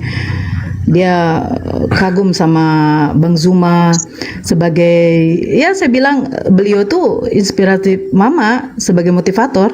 Oh, begini, Gurundaku, saya minta saran. Terkadang ya saya kalau scroll saya lihat ya room yang memang kita tahu itu room penghujat. Saya kadang miris, kadang memang sakit hati, nangis ya ketika Rasulullah saya dihina, kan gitu. Iya. Terkadang saya begini Bang, saya tidak bisa mengontrol ketika saya sudah diskusi sama Oten yang bernarasi liar tentang Al-Quran, terus tiba-tiba mengatakan Nabi saya seperti ini. Sampai ada beberapa saudara kita yang mendm, "Jangan terlalu keras Mbak Nora, nanti jadi tidak baik, nanti ujung-ujungnya jadi penghujatan." Saya kadang berpikir saya tidak peduli. Kalau toleransi saya masih mengutamakan, tapi kalau sudah Nabi saya, Al-Quran saya dengan agama saya diinjak, saya tidak bisa. Kayak nggak ada poin gitu loh Bang Zuma. Kayak nggak ada pengecualian. Saya tidak bisa diam atau lembut ketika dia sudah mengatakan, "Iyalah, Nabi kalian Nabi cabul." Saya tidak bisa diam. Iya, kita pasti tersakiti lah. Iya. Kalau diri saya dihina silakan. Saya dikatakan perempuan ini saya masuk Islam karena kayak begini, saya tidak masalah. Tapi kalau mereka sudah menghujat Nabi saya tidak bisa mengerem mulut saya Bang. Itu yang terkadang saya sampai berpikir terus, apakah memang cara saya salah kalau dalam berdiskusi, apakah memang terlalu keras. Itu yang membuat saya kadang mengurungkan diri untuk masuk api ini loh Bang. Saya takut menjadi malu. Nanti kayak Gurundaku ini jadi malu, kok ada ya debater dari api kok kayak begini gitu loh. Aduh, astagfirullahaladzim. Ya, saya minta sarannya Bang Zuma bagaimana. Masya Allah. Iya, baik. Jadi gini, ini sudah sering saya narasikan kepada sahabat-sahabat Laskar Api semuanya, bahwa kita hidup di akhir zaman ini banyak godaan dan banyak kenyataan yang tadi di masa-masa Rasulullah, masa sahabat dan para tabi'in itu jarang menemukan. Hari ini di era digital kita akan menemukan banyak keadaan di mana keberadaan setan itu nyata di sekeliling kita. Allah Subhanahu wa taala memberikan aturan, memberikan kaidah petunjuk. Inna syaitan lakum, terhadap kalian setan itu sungguh adalah musuh. Ini yang dikatakan oleh Allah. Aduwan, dia adalah musuh. Fattakhizuhu, maka perlakukanlah dia. Perlakukanlah dia, si setan ini, aduan, sebagai musuh. Jadi ketika ada kemudian orang yang menghujat Rasulullah, itu artinya kita lagi sedang berhadapan dengan setan. Maka kita harus memperlakukan setan ini sebagaimana kita memperlakukan musuh. Inna syaitana lakum adu fattakhizuhu aduwan innama yad'u hisbah liyakunu min ashabis sa'ir. Jadi berbanggalah kita sebagai seorang muslim ketika ada yang menghujat Allah, menghujat Rasulullah, kita merasa girah kita itu bangkit. Itu tanda bahwa kita ini adalah orang yang beriman.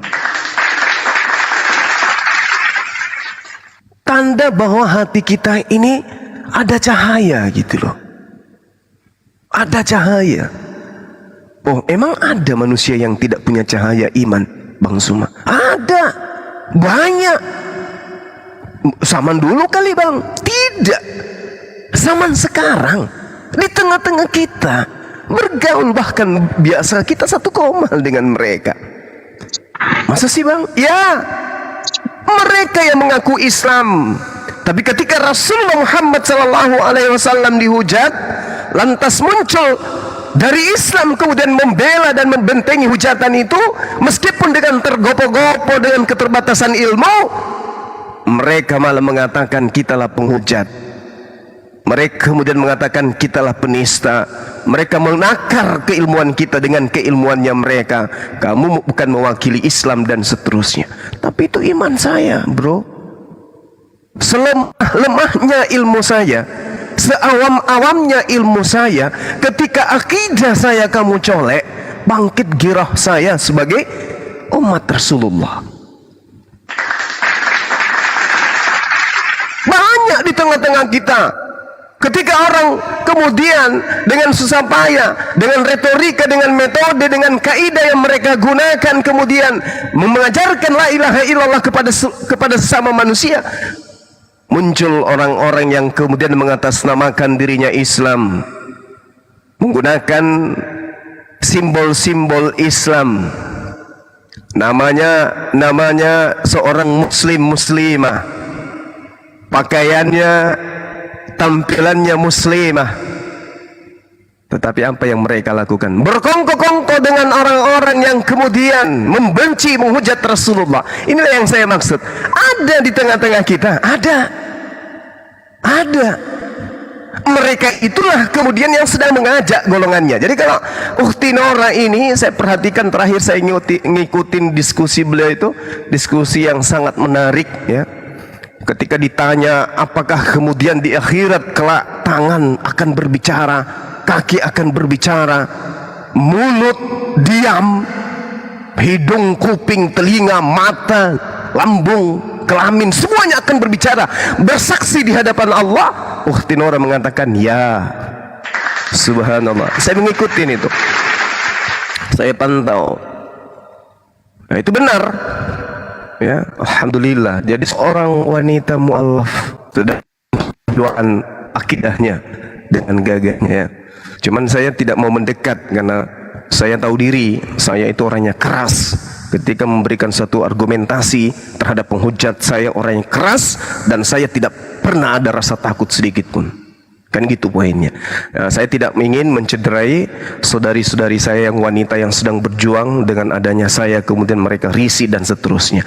Tapi karena saya ditanya, maka saya katakan kepada saudari saya Nora, inna syaitana lakum adu fattakhizuhu aduwa. Kita harus memperlakukan mereka sebagai musuh. Jangan sebagai saudara, jangan sebagai teman, apalagi sebagai karib. Jangan. Tidak ada kata sahabat, tidak ada kata teman kepada mereka yang menghujat. Meskipun mereka menggunakan identitas Islam, mereka semua adalah musuh. Inna syaitana lakum aduun fattakhizuhu aduwa innama yad'u hisbahu liyakunu min ashabis sa'ir. Sungguh setan itu musuh bagimu, maka perlakukanlah ia sebagai musuhmu, karena sesungguhnya setan itu hanya mengajak golongannya agar mereka menjadi penghuni neraka yang menyala-nyala. Dan tentu keberadaan kita di sini adalah untuk memberikan sinyalemen kepada para generasi muda bahwa orang-orang yang kemudian ingin mengabdikan dirinya, menghindarkan generasi berikutnya dari hujatan-hujatan ajaran penistaan, itu masih ada. Bahkan tidak jarang dari mu'allaf itu sendiri. Al-Quran mengatakan wala yahmilunna asqalahum wa asqalan ma'al athqalihim wala yus'alunna yawmal qiyamah amma kanu yaftarun. Dan mereka benar-benar akan memikul dosa-dosa mereka sendiri dan dosa-dosa yang lain bersama dengan dosa mereka. Pada hari kiamat, kata Allah, mereka pasti akan ditanya tentang kebohongan yang selalu mereka ada-adakan. Mereka pembohong. Ketika Rasul dituduh begini dan seterusnya, mereka adalah pembohong. Dan Allah akan memintai pertanggungjawaban itu. Nah, kesalahan kita ketika ada orang yang melakukan kebohongan tentang Rasulullah, tentang Allah, mengada-adakan sesuatu tentang Tuhan Allah Subhanahu wa taala, tentang Islam, tentang Al-Qur'an, tentang Rasulullah, kita diam. Maka itu adalah selemah-lemahnya iman. Ibarat orang yang lagi perang, lari kemudian mencari hutan tempat bersembunyi, lalu ceramah di sana. Wahai makhluk-makhluk hutan, itu pengecut, itu pengecut namanya. Seorang Islam yang benar-benar Islam sejati adalah ketika ada penghujat, di situ mereka kemudian melakukan pengajaran. Ini loh Islam yang sebenarnya. Tapi ketika penghujatan demi penghujatan itu tidak dihentikan kemudian oleh mereka, segera tinggalkan. Jangan tinggalkan mereka. Tinggalkan. Nanti setelah mereka masuk dalam perdiskusian, perbincangan yang baik atau bagus, baru kemudian kita datang lagi. Tapi kalau tetap aja, tinggalkan. Masih banyak kemudian teman-teman Kristen yang lain yang bisa diajak diskusi dengan baik. Saya kira gitu, Ukhti Nora. Barakallah fiqh. Semoga saudari saya ini mendapatkan rahmat istiqamah dan keluarga. Amin. Silakan. Ya, makasih Gurundaku. Semoga sehat selalu ya. Amin. Amin ya Allah. Masya Allah, saya baru ini loh ngomong langsung. Saya gemetaran sedikit sebenarnya. Agak grogi gitu. Masya Allah, Masya Allah. Terima kasih ya Adeho setelah menaik. Saya terkadang dilema memang Bang Zuma ketika ada saudara-saudara muslim sendiri yang mengatakan ini jangan kayak gini, kamu nanti dibilang menghujat. Sementara saya memang menarasikan dari Bible mereka sendiri. Saya tidak mau mengutip dari kitab-kitab lain selain dari Bible mereka. Itu yang terus saya narasikan, itu yang terus saya pertanyakan. Tetapi mereka selalu mengatakan nanti akan menghujat, nanti akan menghujat. Jadi saya berpikir loh kok jadi kayak begini ya ketika saya mau menentang atau mau membantah tentang alibi-alibi mereka tentang Rasulullah, tentang Al-Quran saya, kok saya jadi yang dilema, saya yang diapakan gitu sama saudara muslim juga. Tapi saya tidak mau pusing. Pokoknya intinya kalau kalian tidak setuju dengan cara saya, ya sudah, saya begitu aja Bang Juma. Kalau tidak setuju dengan cara saya ketika saya mau menampol mereka dengan data mereka sendiri, saya tidak peduli. Kalau kalian mengatakan saya mau menghujat katanya, saya tidak peduli. Yang pasti, yang intinya saya di situ tidak terima Rasulullah saya dikatakan diumpamakan seperti binatang, Al-Quran saya seperti ini, dan Allah saya dikatakan sesat. Saya tidak terima. Tidak ada pengecualian. Ya. Kita satu barisan, Ukhti. Sama kita, dan di belakang kita itu laskar api, ada ribuan bahkan puluhan ribu yang akan membela para apologet. Karena gini, di dalam kitab mereka jelas diperintahkan di Markus 16, beritakanlah Bible, beritakanlah Bible, beritakanlah Bible kepada seluruh makhluk. Artinya kalau kita ingin mentafsir bebas, injililah umat Islam, kan gitu. Terus kita mau diam? Generasi kita kemudian diinjilin, kita diam aja gitu ya? Ya nggak bisa dong. Kita harus pasang badan. Silakan aja Anda injilin kami, baca Bible Anda. Tapi ingat, musuh yang terberat bagi kalian adalah Bible Anda sendiri. Jadi memang yang punya kompetensi untuk masuk ke dalam markas musuh itu adalah mereka yang pernah menjadi pasukan dari musuh kita. Karena mereka yang hafal lapangan, mereka yang tahu keadaan, mereka yang pernah mengalami. Makanya banyak yang mengatakan Bang Suma itu mu'alaf ya. Apa maksudnya? Ya karena kok sampai dapurnya, kunci lacinya ditahu semua. Nah itu intinya. Artinya semacam Ukhti Nora ini kan memang dari sana. Beliau mu'alaf.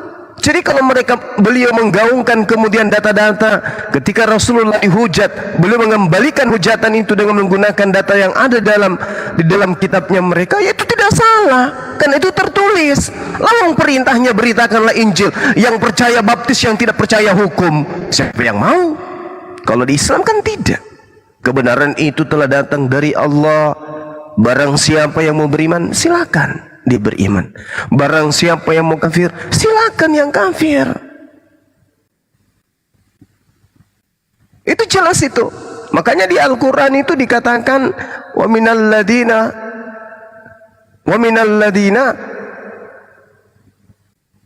dan dari orang-orang yang kemudian beriman ada akan muncul sekelompok. Wa takum minkum ummatu yad'una ila khair wa ya'muruna bil ma'ruf. Itu akan ada muncul kemudian sekelompok manusia yang mengajak kepada yang ma'ruf dan mencegah kepada yang mungkar. Itu jadi para apologet ini, ya itulah mereka yang mencegah kepada kemungkaran. Kok bisa? Ya karena orang yang datang adalah musuh yang mengajarkan kita menyembah kepada manusia. Maka kita harus membantah. Kita nggak boleh mengikuti kemauan mereka. Sementara mereka melakukan trik di dalam menyampaikan kitab mereka. Karena memang sudah diajarin kayak gitu. Cerdik seperti ular, jinak seperti merpati. Apalagi kalau kita Filipi 1:18 ya, terkait Yesus, biar bagaimanapun dia diberitakan baik dengan cara mengelabui, dengan cara jujur, aku tetap bersuka cita. Jadi ya siap-siap aja, segala trik akan mereka lakukan demi untuk melancarkan serangan. Nah, jadi seperti Ukhti Nora ini itu sudah betul, tinggal dipoles sedikit pengetahuan tentang Quran, ya, lalu sedikit menguasai metode penyampaian, insya Allah akan panen orang-orang yang jiwanya sudah rapuh terhadap imannya dan akalnya berfungsi terhadap Islam. Insya Allah mereka akan menjadi seorang mu'alaf. Saya kira gitu. Silakan yang lain. Ya, terima kasih Bang Juma. Saya izin turun ya. Sama-sama. Sehat. Oke, saya izin turun semuanya. Ante blokir permanen. Ya, tetap semangat ya. Oke. Waalaikumsalam warahmatullahi wabarakatuh. Kalau bisa masuk barisan api nggak apa-apa. Siap Guru Dago. Waalaikumsalam. Assalamualaikum warahmatullahi wabarakatuh, Guru Dago. Waalaikumsalam warahmatullahi wabarakatuh. Dari sekte mana ini, Pak Blokir? Mantan Oten, Bang. Pak Blokir dari mana? Oh, mantan Oten. Mu'alaf juga? Iya, Bang. Alhamdulillah. Bang, yang tadinya anak domba, sekarang anak manusia. Iya. Apa tuh? Izin dulu iklan, Bang. Emang boleh Bang Riko aja yang iklan, jadi sekali-sekali host juga boleh lah iklan. Nah, ini ada parfum dari produk dari Api. Enggak, benda lumayan. Ada kan? Dia gak mau kalah dari Riko deh. Silakan. Jadi ini untuk parfum dari Api, teman-teman bisa order di saya. Cara ngordernya gimana? Teman-teman bisa langsung ke profil saya, di bio profil saya ada link untuk WA untuk pemesanan parfumnya. Ini parfum sudah saya coba kemarin di 3. Oke, baik, saya besarkan. Ini saya coba kemarin parfumnya di Bang Zuma. Berapa hari tuh Bang? Sampai berapa hari tuh wanginya masih bertahan ya? Besarkan, jaringanku jelek. Boleh itu buat yang malas mandi ya. Nih parfumnya namanya Endless. Jadi untuk variannya itu ada beberapa varian. Nanti teman-teman langsung chat saja saya di WA.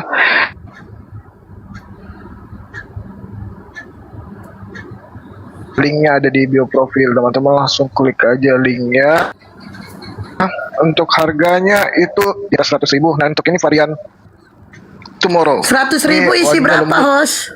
Non alkohol, jadi bisa enggak di atas 100. Nanti untuk lebih jelasnya bisa chat saya di WA. Beli satu gratis satu enggak host? Beli satu gratis tanda tangannya Bang Zuma. Aduh, fotonya Bang Zuma lah host, fotonya tanpa masker. Oh boleh, boleh. Nanti teman-teman chat aja di WA. Atau mau belikan ini untuk Bang Zuma juga bisa. Lanjut Bang Zuma, tambahin Bang sedikit. Asik. Gak pandai dia promosi, minta tolong. Gak pandai promosi, minta tolong. Aku bantu promosi. Bang Mariko bilang Bang Zuma tambahin. Ya siap. Ya, teman-teman yang ingin kemudian ngemil cemilan. Ini parfum Bang, kok ngemil pula? Ini parfum Bang. Kok ngemil pula Bang? Ini parfum. Ya nggak apa-apa, mana tahu teman-teman nanti yang mau rasakan, cicipin rasanya. Keracun lah Bang, emang anggur asam. Ya kan jangan ditelan, disemprotkan aja masuk. Terserahmu lah Bang, atur aja lah itu Bang. Iya, jadi saya sendiri udah pakai ya, memang harum sih. Baunya luar biasa, masya Allah. Ya, jadi sampai 3 hari masih harum. Baju saya masih ada tuh sampai sekarang. Baju sih dulu loh, sampai sekarang pakai itu. Ya karena Bang Zuma malas mandi. Bang Zuma malas mandi, malas nyuci, jadi dikasihkannya terus parfumnya tiap hari. Ya, jadi silakan aja dipesan teman-teman. Ini nggak main-main loh, coba aja parfumnya. Kalau misalnya nanti parfumnya itu tidak apa? Wangi. Di baju tidak lama tinggalnya, katakan saya Bang Zuma bohong kayak gitu. Saya udah rasakan soalnya. Dan harganya pun terbatas kan harganya. Ya berapa itu harganya? 170. Berapa harganya? 170 kalau nggak salah. Oh gitu. Iya. Ya, 170.000 di ongkos kirim 200.000, jadi 370. Betul. Iya ya, silakan menghubungi hostnya. Teman yang untuk host untuk Bunda Blokir, Uniriva, Bang Hatta juga udah aku bisa. beli lah nanti. Ini racikan dari Api sendiri ya teman-teman. Berapa mili hots? Untuk linknya ada di bio. 1 liter. 1 liter. Mana ada 1 liter sekecil itu Bang? Ini isi berapa mili ya? Alah ya Allah, hostnya nanti gak tahu. di WA aja. Dia promosi pun tapi gak tahu berapa mili. Astagfirullah. Oh 30 mili, 30 mili. 30 mili. Ya udah, aku pesan 1 nanti aku DM, tapi aku mau ada foto Bang Zuma ya tanpa masker ya.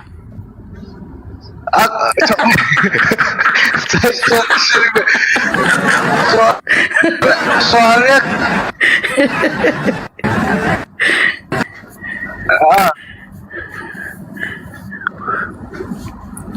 siap, sama jam tangannya Bang Zuma mau juga nggak? Iya sekalian sama jam tangan Gurunda. Nanti dipaketin. Oke, sekalian tadi ada dari Paduka. Jadi di sini kita ada saya disuruh ini ada kajian. Nanti saya kuning di PT kajian Islam bersama Ustaz Wafi untuk siap Bunda, baik. Nanti chat saja, asik. Jadi untuk kegiatannya ini adalah kajian Islam bersama Ustaz Suafi di hari Selasa 12 Desember 2023 pukul 15.30 sampai dengan 22.00 waktu Indonesia Barat.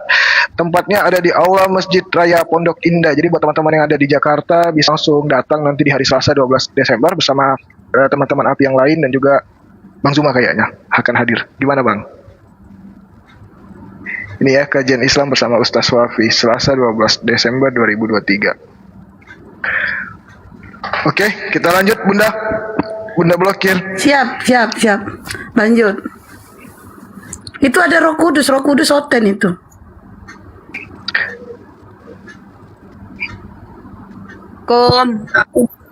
Oke, ini Masih juga debat ternyata ya.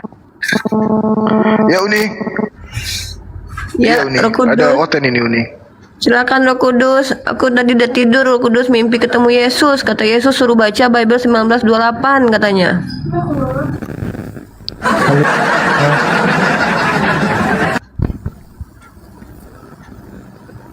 Bang Juma atau Ibu Rifa? Terserah, aku dan Bang Juma satu, yang mana aja boleh. Oh, mau tanya Bu, boleh? Suaramu Roh Kudus, suara kayak belum makan kok Roh Kudus. Silakan tanya, nggak apa-apa. Mana lebih kurang makan dengan Bu sama Uni Rifa dulu Bang Zuma. Udah, nggak usah bawa-bawa makanan lah. Aku lagi lapar nih, baru bangun tidur nih, pengen makan orang. Coba lah, mau tanya apa? Di dalam Yohanes 1 tentang firman itu adalah Allah dan Allah itu adalah firman.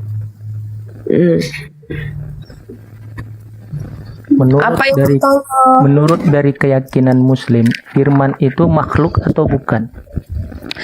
Kalau di dalam Kristen kamu bertanya sama saya, firman yang adalah Allah itu tentu itu makhluk karena menjelma menjadi makhluk. Ya. Dalam kitab kalian, ya kamu lihat Wahyu, di dalam kitab Wahyu bahwa Yesus adalah ciptaan pertama. Kita samakan dulu persepsinya. Loh, kita sekarang sama-sama bawa. Sabar dulu Bu, cerita ngomong saya satu. Kita sekarang berfirman. Iya, enggak kamu nanya mana ini? Firman dari Tuhan berarti percakapan Tuhan yang kita bicarakan di sini. Benar enggak? Sebentar, kamu bawa Bible kan? Jangan kamu paksa. Saya mengimani bacaan kitab suci kamu sebagaimana Kristen mengimaninya. Nah, kalau kamu bertanya sama saya tentang Bible, jawaban saya fix, Yesus adalah ciptaan. Bukan hanya di situ, dalilnya tertulis. Di mana? Nih, Yohanes 1:14. Dia jadi manusia. Iya, kita pahami apa yang sekarang yang Ibu maksudkan. Yang kita tanyakan sekarang itu firman Tuhan, firman Allah itu yang bagi kami bukan merupakan makhluk. Menurut Islam firman Tuhan itu makhluk atau tidak? Dalam Islam kami tidak kenal kata firman. Firman itu berasal dari kata farman bahasa Persia yang artinya aduh ini orang lagi dijelas. Coba lah ya, saya lagi bangun tidur, saya lagi on piren, saya hisap juga ubun-ubun kamu dulu. Kamu bertanya, saya menjawab, kamu potong dulu. Sabar, saya bangun tidur ini, lagi on piren ini. Nanti kusedot bola matamu loh. Saya lagi mau jawab, kamu tenang dulu. Kamu ngerti arti firman nggak? Kamu ngerti nggak apa yang disebut dengan etimologi, terminologi, dan aksiologi? Ngerti nggak? Ngerti nggak? Kalau nggak ngerti sini saya ajarin. Pertama, sebelum kita berbicara, minimal kita mengerti dengan apa yang kita bicarakan. Kamu bicara firman, kamu tahu nggak etimologinya firman itu apa? Tahu nggak? Jangan nyamain lah kalam sama-samain dengan firman. Kita katakan. Jangan kita, lu aja. Enak aja kita ngajak-ngajak lu. Sesat-sesat sendirilah. Firman itu adalah percakapan. Sepakat lah itu. Firman, sebentar, dengarkan saya tidak mau sepakat sama Oten ya. Kita harus berbeda. Kenapa? Karena memang kita berbeda. Jangan sama-samain. Kok adu nih belum ngomong, udah adu belum saya isap lo bola matanya udah adu ini. Dengar ya, Bang firman. Bang Zuma turun Bang Zuma. Repot Bang Zuma. Dengar ini orang dijawab mencret. Belum loh, saya lagi tanya tentang firman, apakah firman adalah firman, hikmat adalah Tuhan, kemudian belum lagi kentut adalah Tuhan, belum lagi saya jawab. Nanya orang-orang lagi bangun tidur ditanyain. Ya mana tadi tuh, kok kabur? Wahyu 3 nomor 14. Ya, di situ firman disebut ciptaan situ, kitisis dalam bahasa Yunani. Betul. Jadi firman itu ciptaan. Bagaimana kemudian manusia ya? Ini kan teman-teman Kristen selalu menganalogikan tentang manusia, Tuhan, manusia, Tuhan, manusia, manusia, Tuhan, dan seterusnya. Jadi kalau ada seseorang pingin makan, minta kemudian makan, ini kita berbicara mengenai manusia ya. Apa yang manusia bikin, apa yang manusia buat ketika dia ingin meminta makanan kepada ibunya misalnya? Apa yang manusia tersebut ciptakan? Apa yang manusia buat? Coba Uni Rifa. Saya kalau minta makan maksudnya Bang? Iya.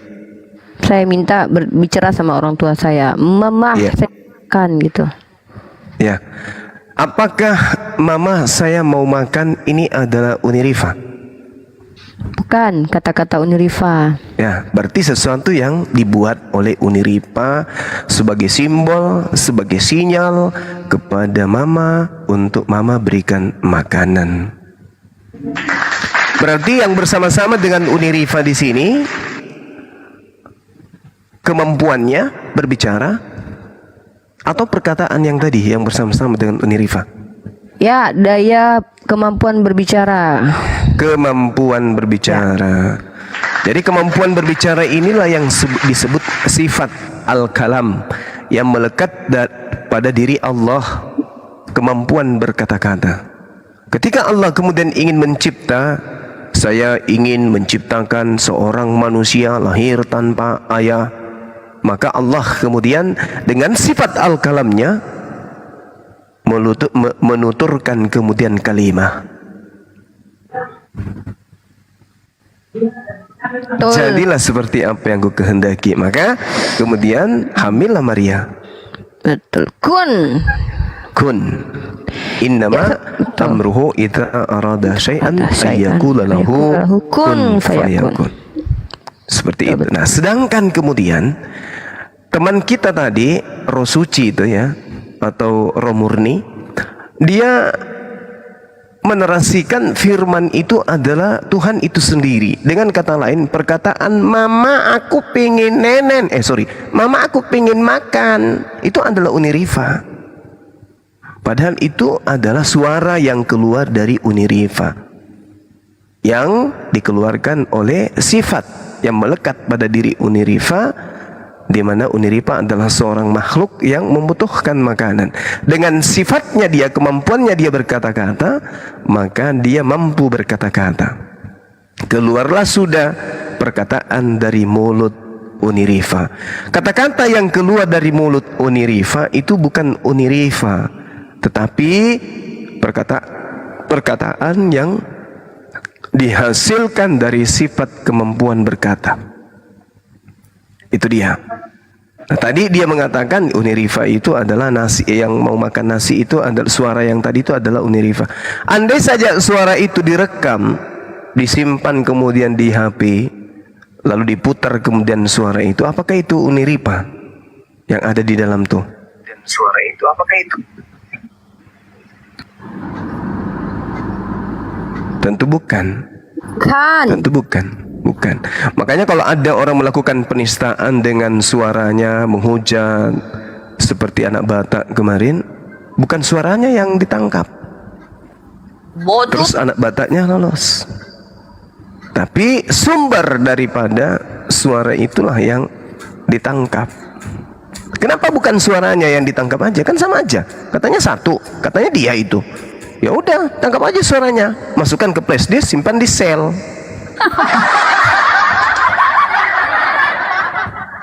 Tapi kan tidak dilakukan. Kenapa? Karena suara daripada anak bata dan anak bata itu beda. Tapi kalau dikatakan suara anak bata itu berasal dari anak bata, itu baru betul. Nah, sama kejadian kemudian ketika ada orang naik angkot, ya kan? Naik angkot terus pintu jendela angkotnya kebuka, habis itu dia berdahak.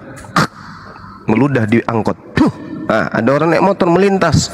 Kena daripada mata orang yang naik motor tadi. Tiba-tiba apa yang terjadi? Orang naik motor tadi itu menghentikan bus, menghentikan angkotnya. Ngapain? Dia mencari sumber dahak yang melekat di matanya tadi itu. Harusnya kalau dahak itu yang keluar dari orang yang membuang dahak, dahak itu aja diajak berantem, ya kan? Ya udah, kau kurang ajar, ngapain kau loncat dari jendela, gedebuk, gedebuk, gedebuk, kan kayak gitu. Jadi orang yang kemudian berantem dengan dahak itu adalah orang gila. Orang yang menganggap bahwa yang keluar dari mulut itu adalah orang yang keluar dari mulut itu adalah orang yang keluar dari mulut itu adalah orang yang keluar dari mulut itu adalah orang yang keluar dari mulut itu adalah orang itu sendiri yang keluar dari mulutnya itu adalah orang gila. Makanya dikatakan oleh Al-Quran, ulaika hum syarrul bariyah, mereka adalah seburuk-buruknya makhluk karena mereka berantem dengan dahak, karena dianggap dahak itu adalah orang yang keluar dari mulutnya sendiri. Pekok, meow. Nah, itulah yang terjadi. Tapi orang itu seketika menghentikan daripada angkotnya, habis itu berhenti, stop, stop, stop, stop. Ada apa bang? Siapa yang tadi meludah? Loh, nggak tahu bang. Ini yang dekat jendela kau kan? Bukan saya bang, saya nggak mau bang. Tapi ludah saya sendiri yang loncat keluar bang. Kan pekok namanya tuh, gepeng. Maka orang yang mengeluarkan dahak itu yang harus bertanggung jawab. Bukan dahaknya yang dibawa ke sel ini bang. Ini kenapa? Dia loncat dari jendela terus dia masuk ke mata saya. Tangkap, penjarakan. Bahlul. Bukan kayak gitu. Jadi apa yang keluar dari mulut Allah itu bukan Allah, tapi berasal dari kehendak Allah. Dia berasal dari al-kalam. Al-kalam kemudian ini mengurai keinginan berbentuk menjadi kalimah. Nah, kalimah ini tatarannya adalah ciptaan. Gitu cara belajarnya. Supaya jangan menyembah manusia. Jangan lagi ada nanti kena dahaknya diajak berantem di jalan sampai macet jalanan, itu pekok namanya itu. Ya, itu namanya kucing kurapan. Artinya tidak menggunakan akal sehat, otaknya mati gitu ya, teman-teman. Jadi si roh murni tadi itu harus dipahamkan lagi. Kalau dia masih ada di bawah, tolong naikkan ke atas biar ku kasih dahak matanya. Supaya dia bisa membedakan antara Allah dengan firman Allah. Dalam hal ini adalah kalimat Allah, kan gitu. Assalamualaikum warahmatullahi wabarakatuh. Waalaikumsalam warahmatullahi wabarakatuh. Aldo katanya mau nanya. Aldo. Iya, halo, selamat siang. Sore. Sore, Iya, Aldo. sore. Saya mau bertanya. Boleh dong. Halo. Boleh. Mohon maaf ini kalau bahasa saya agak. Nggak apa-apa, suaranya dibesarkan aja biar didengar, Aldo. Besarkan aja sedikit. Logatnya agar ada. Ini Bang Juma. Iya. Ada yang meludahi bang? Enggak. Enggak bang. Oh, alhamdulillah. Saya sebelum saya lihat VT abang, baru live abang ini kan udah mau 1 minggu ini. Perkenalkan saya orang Kristen. Iya. Saya lihat VT abang dari berbagai debat-debat dengan Kristen yang lain. Apa yang diucapkan nama abang itu semua masuk akal, maksudnya. Alhamdulillah. Masuk di akal saya. Nah. Berarti Anda udah malah bang? Belum. Mau syahadat sekarang? Saya juga ini sebelum saya juga kenal abang ini dari TikTok. Saya ini di posisi saya percaya akan Tuhan, tapi saya tidak, maksudnya di akal saya itu kalau Yesus itu bukan Tuhan yang mesti kita sembah. Maksudnya yang salah satunya yang paling utama untuk kita sembah. Itu sudah dari lama, dari saya sekolah kemarin SMP, saya SMK, saya sudah mulai cari tahu sedikit-sedikit. Tapi di satu sisi saya tertarik ingin dengan agama Islam, tapi saya masih terhalang oleh mungkin keluarga, karena keluarga orang tua saya kan namanya ini pengurus di gereja begitu. Oh, petinggi gereja. Bahasanya di sini penatua begitu. Subhanallah. Ya, apa kira-kira yang bisa Bang Zuma dan tim API dan umat Islam bantu buat Aldo nih? Saya ada rasa ingin, memang sudah dari lama ingin, tapi masih bisa dibilang takut begitu atau gimana ya bilang. Oke, mungkin dari Bang Zuma kasih langsung aja ya. Bang Zuma mungkin jelaskan. Karena silakan. Di pemikiran saya, kalau saya mau, kalau istilah bilangnya ini, kalau cuma mau bersyahadat itu apa itu kan bisa, kapan saja saya bisa, tapi saya berpikir itu kalau seandainya saya mau bersyahadat, siapa yang mau ajar saya, mau tuntun saya begitu. Saya belum temukan orang yang bisa ajar dan tuntun saya begitu, Bang.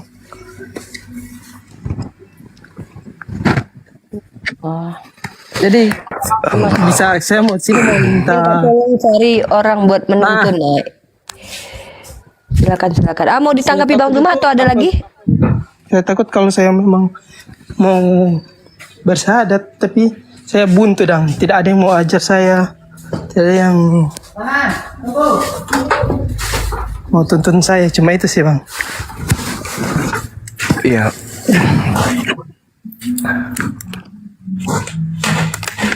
Saya orang Gorontalo, Bang. Saya orang Gorontalo. Kita dekatan, Bung. Iya, Bang. Sama-sama kita jadi, orang Sulawesi. Maaf ini kalau bahasa saya ini. Iya, jadi belajar Islam itu, saudaraku, itu belajar boleh melalui siapapun. Kita belajar tentang Islam. Yang terpenting dulu adalah kita buka diri, buka hati untuk mengenal Islam, mengenal yang telah menciptakan kita, yang telah memberikan kita kehidupan. Ketakutan kita terhadap apapun itu, insya Allah akan menjadi satu keberanian ketika kita sandarkan bahwa tujuan hidup ini hanyalah mengabdi kepada pemilik daripada kehidupan ini, bukan menghabiskan waktu kemudian untuk membantah daripada Dia yang telah memberikan kehidupan dengan ego terhadap ego terhadap iman kita, ya, ego terhadap diri kita sendiri. Ketika kemudian hidayah itu ada, hati dan kalbu kita ini sudah terkoneksi dengan akal, dan kemudian memahami bahwa Islam Tuhannya adalah Tuhan yang benar, di mana Islam tidak mewujudkan pencipta langit dan bumi ini menjadi makhluk, di mana Islam beribadah kepada pencipta langit dan bumi itu dengan kaidah-kaidah yang benar, di mana Islam adalah ajaran yang betul-betul menuntun manusia untuk menyembah kepada Tuhan yang benar. Jadi kalau saudara saya bertanya, siapa yang hendak akan menuntun saya? Saya katakan, saya bisa menuntun saudara. Anda ingin belajar tentang Islam? Insya Allah kita akan ajarkan Islam. Anda ingin belajar Quran? Kita akan ajarkan Al-Quran. Anda kemudian ingin belajar apapun tentang Islam? Insya Allah kami siap untuk membimbing. Apalagi di Gorontalo ya. Gorontalo itu juga adalah kota yang saya rasa Islami, karena di sana itu banyak keturunan Habib ya, di Gorontalo sana. Teman-teman kampus saya juga banyak dari sana. Jadi kalau misalnya saudara saya ini benar-benar sudah meyakini Islam itu adalah agama hak, agama benar, ya maka jangan tunggu lama, silakan masuk Islam dulu. Apapun yang terjadi berikutnya serahkan kepada Allah. Itu dulu. Karena kenapa? Allah Subhanahu wa taala menjelaskan ya, janganlah engkau mati kecuali dalam keadaan sebagai seorang muslim. Muslim itu kita bisa raih ketika kita masuk dalam lingkaran Islam.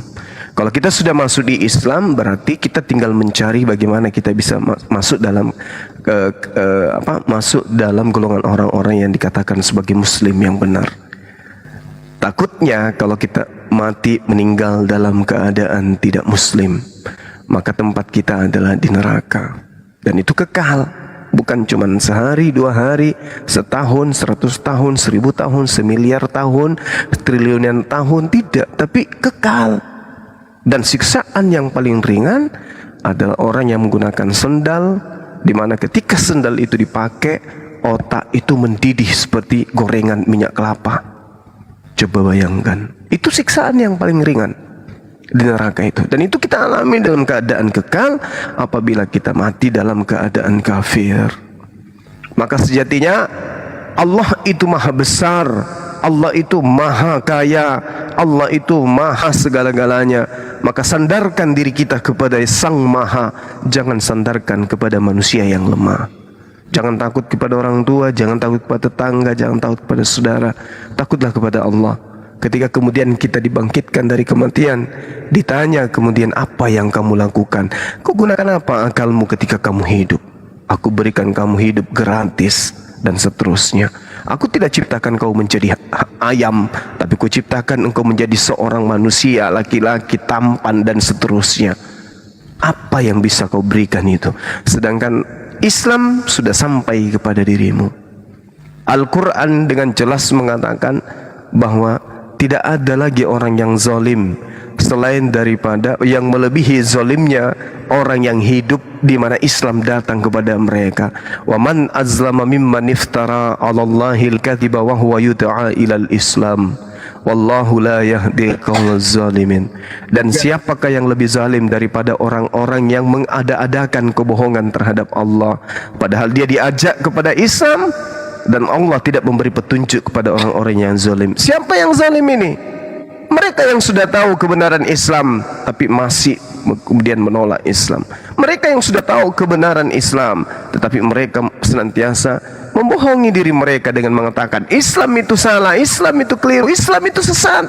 Padahal ketika disampaikan tentang kaidah-kaidah syariat hukum yang ada di Islam, sebenarnya kalbu, hatinya, pikirannya membenarkan, tetapi karena dia zalim maka dia membohongi diri mereka sendiri. Ya, semoga saudara saya ada pada level di mana saudara ingin menyatakan diri sebagai seorang muslim, pasrah kepada pencipta langit dan bumi. Ya Allah, hari ini aku berserah diri kepadamu, aku minta bimbinganmu, ya syahadat, kemudian lantas belajar sedikit demi sedikit menapaki kehidupan dengan menjadi seorang muslim yang benar. Saya kira begitu saudara Aldo. Ya. Semua kita kembalikan kepada saudaraku ini, silakan. Ya, izin Bang Juma. Jadi ini ada teman kita dari Gorontalo juga nih, ada Laskar Api di Gorontalo, ada Bang Arfan Haras. Jadi Bang Aldo bisa follow ini Bang Arfan Haras atau berbincang-bincang. Silakan Bang Arfan Haras, silakan buka mic-nya. Assalamualaikum warahmatullahi wabarakatuh. Waalaikumsalam warahmatullahi wabarakatuh. Sehat selalu Bang Zuma dan sahabat Bang Zuma. Kebetulan saya baru masuk API seminggu sih Pak. Alhamdulillah. Alhamdulillah. Alhamdulillah. Gini Bang Zuma, mungkin untuk Bang Aldo saya bisa informasikan. Kalau ke Gorontalo itu mungkin Bang Aldo bisa ke kampus NU Pak. NU Bang Zuma, NU yang di Jalan Samratulangi. Di situ banyak saudara-saudara saya mau apa namanya, intinya kalau untuk berkelanjutan, misalkan setelah Bang Aldo sudah bersahadat dengan Bang Zuma, berkelanjutan nanti kita informasikan. Memang saya posisi di Jakarta, Bang. Cuman kalau memang Bang Aldo bingung di Gorontalo itu harus kemana, saya tadi sudah nelpon ke dosen, kebetulan dosen juga di kampus NU Gorontalo, Jalan Samratulangi. Mereka siap, artinya kalau untuk kongko-kongko, untuk muzakara, untuk memberikan informasi-informasi tentang keislaman, insya Allah kita fasilitasi nomor telepon dan komunikasinya Bang Aldo. Itu. Iya. Oke, siap. Ini sudah ada jalan berarti ya. Siap Bang, siap. Iya. Jadi Bang Aldo, tunggu apa lagi Saudara Aldo? Maaf Bang Juma, sorry. Iya, silakan Bang. Silakan Bang Arfan. Kalau boleh tahu, kalau boleh tahu Bang Aldo di mana Gorontalo ya Bang Aldo? Kalau saya di Gentuma Bang, tapi saya kan lagi kerja di kos, tinggal di mes di kota Bang, di Gorontalo. Kota di Tanggi Kiki, Tanggi Daa. Kalau saya di Taruna situ Bang. Oh Taruna. Oh iya. Ya dekat RRI ya, Iya. Iya. Oke Bang Zuma dilanjut, mohon maaf ganggu.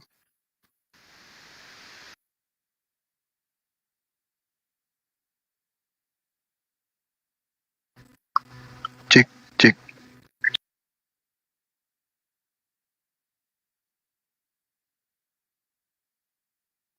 Izin ya ngomong.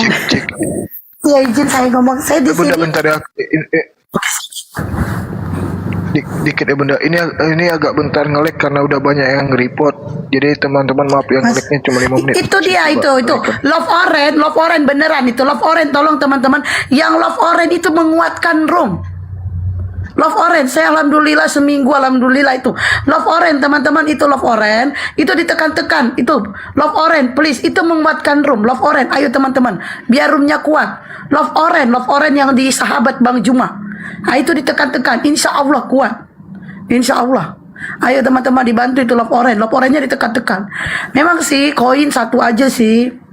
Ayo teman-teman dikuatin roomnya, ayo. Supaya Bang Juma bisa mensyahadatkan, memualafkan orang-orang lebih banyak lagi.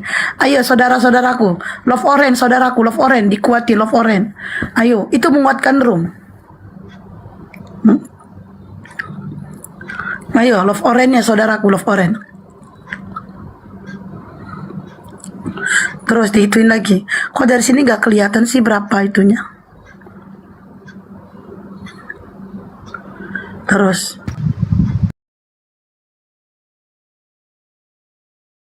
ya Love Orange-nya insya Allah dia kuat. Love Orange, ayo teman-teman, Love Orange-nya di tap-tap. Love Orange di samping sahabat Bang Juma, ayo. Itu menguatkan room saudaraku, ayo. Jadi kalau Bang Juma lagi live di mana, di komal siapa itu Love Orange ya, di setiap Love Orange itu ditekan-tekan. Insya Allah roomnya kuat sampai selesai. Ayo Love Orange-nya, Love Orange. Ayo saudaraku tuh. Oke, saudara-saudara, suara saya kedengaran? Kedengaran Bang. Suara Abang kedengaran, tapi gimana, diri Abang nggak tahu di mana. Saudara Aldo gimana? Apa bisa kita bersyahadat sama-sama hari ini?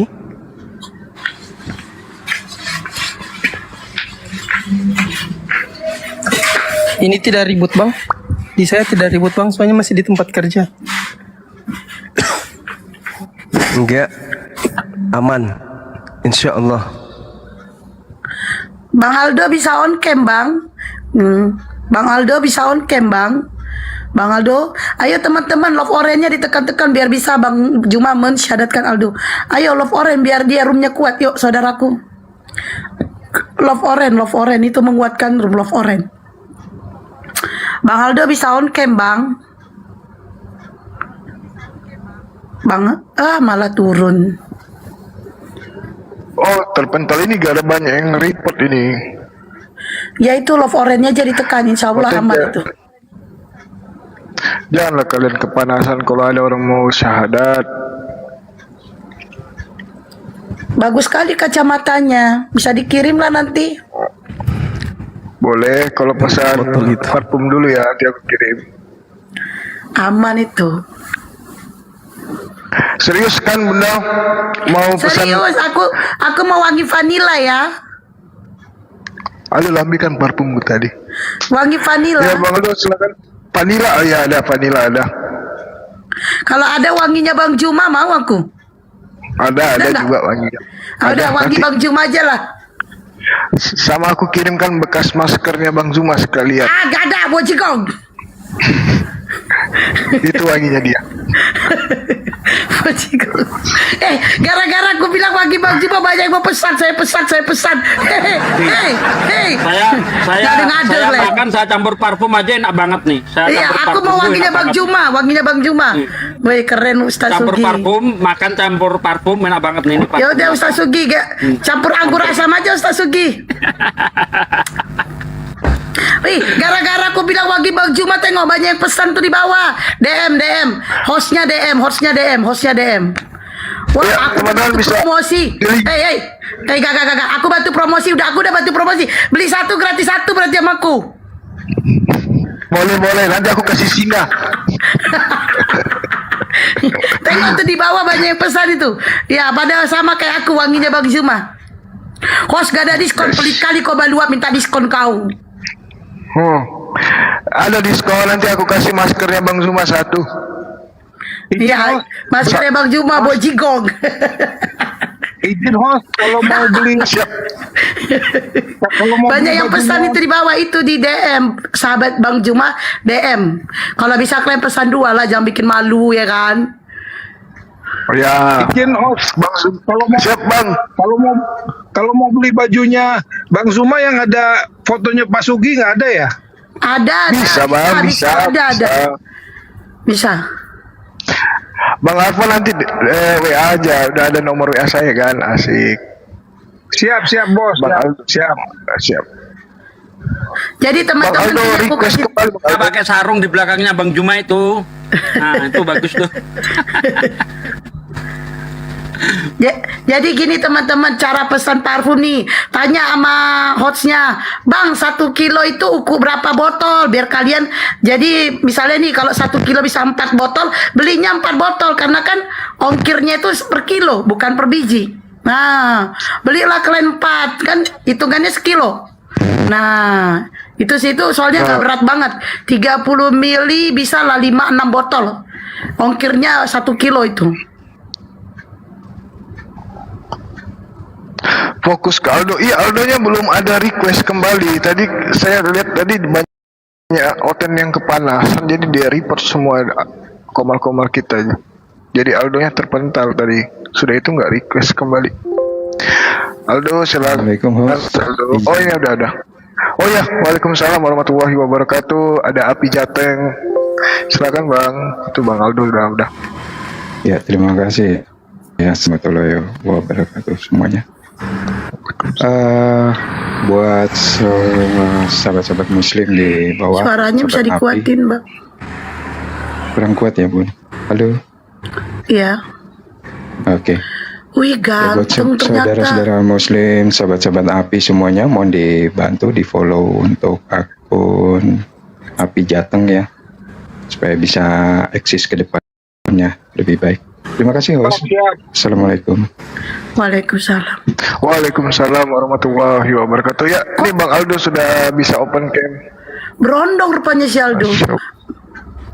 Guys, sabar bun.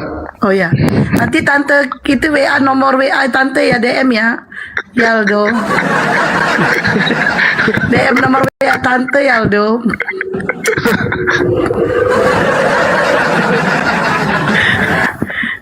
Ya Bang Zuma silakan lanjut Bang.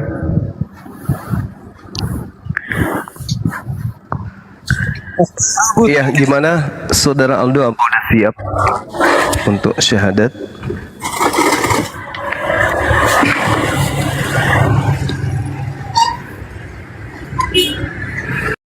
siapa? Cek.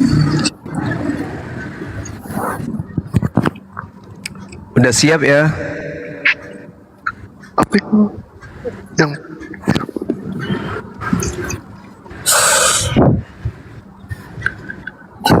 suara saya ini ya, lag ya. Ada bang, ada.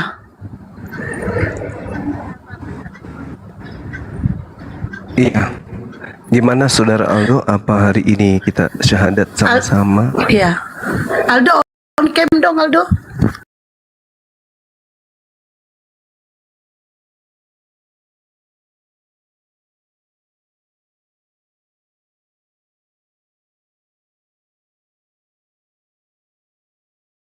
Kalian tahu nggak Pak Tani dan Mawar Kecil, benarkah PSI milik Jokowi? Ini dia. Sekuntum mawar merah ternyata bukan sekedar kata, karena baru-baru ini, sekitar 2 bulan yang lalu, sebuah video diupload oleh channel bernama Dongeng Pak Tani, di mana di situ menceritakan seorang Pak Tani yang merawat mawar kecil. Setelah saya mencermati beberapa scene di video tersebut, cukup merinding sih, karena setiap adegan-adegannya terlihat memiliki makna yang sangat dalam. Seperti pada saat mawar kecil itu dirawat sedemikian rupa, kemudian diterjang angin besar, walaupun belum ada yang menyatakan secara resmi bahwa PSI itu milik Jokowi, tapi ada beberapa plot twist nih, seperti logo PSI yang ada bunga mawar, kemudian warnanya juga merah, kemudian sosok Pak Tani di video tersebut juga mirip seperti Pak Jokowi, walaupun sampai saat ini belum ada yang menyatakan resmi kalau itu Pak Jokowi. Kalau ini hanyalah sekedar konspirasi, mengapa semuanya tampak berhubungan? Seperti pada saat Kaisang terpilih menjadi ketua PSI pada tanggal 25 September 2023, ini terlihat seperti kejutan, tapi ini sangat berhubungan. Tapi kalau beneran PSI milik Jokowi, artinya wah, gigi banget coy. Benar-benar the real master politik Indonesia. Kalian tahu nggak, Pak Tani dan Mawar Kecil, benarkah PSI milik Jokowi? Ini dia. Sekuntum mawar merah ternyata bukan sekedar kata, karena baru-baru ini, sekitar 2 bulan yang lalu, sebuah video diupload oleh channel bernama Dongeng Pak Tani, di mana di situ menceritakan seorang Pak Tani yang merawat mawar kecil. Setelah saya mencermati beberapa scene di video tersebut, cukup merinding sih, karena setiap adegan-adegannya terlihat memiliki makna yang sangat dalam. Seperti pada saat mawar kecil itu dirawat sedemikian rupa, kemudian diterjang angin besar, walaupun belum ada yang menyatakan secara resmi bahwa PSI itu milik Jokowi, tapi ada beberapa plot twist nih, seperti logo PSI yang ada bunga mawar, kemudian warnanya juga merah, kemudian sosok Pak Tani di video tersebut juga mirip seperti Pak Jokowi, walaupun sampai saat ini belum ada yang menyatakan resmi kalau itu Pak Jokowi. Kalau ini hanyalah sekedar konspirasi, mengapa semuanya tampak berhubungan? Seperti pada saat Kaisang terpilih menjadi ketua PSI pada tanggal 25 September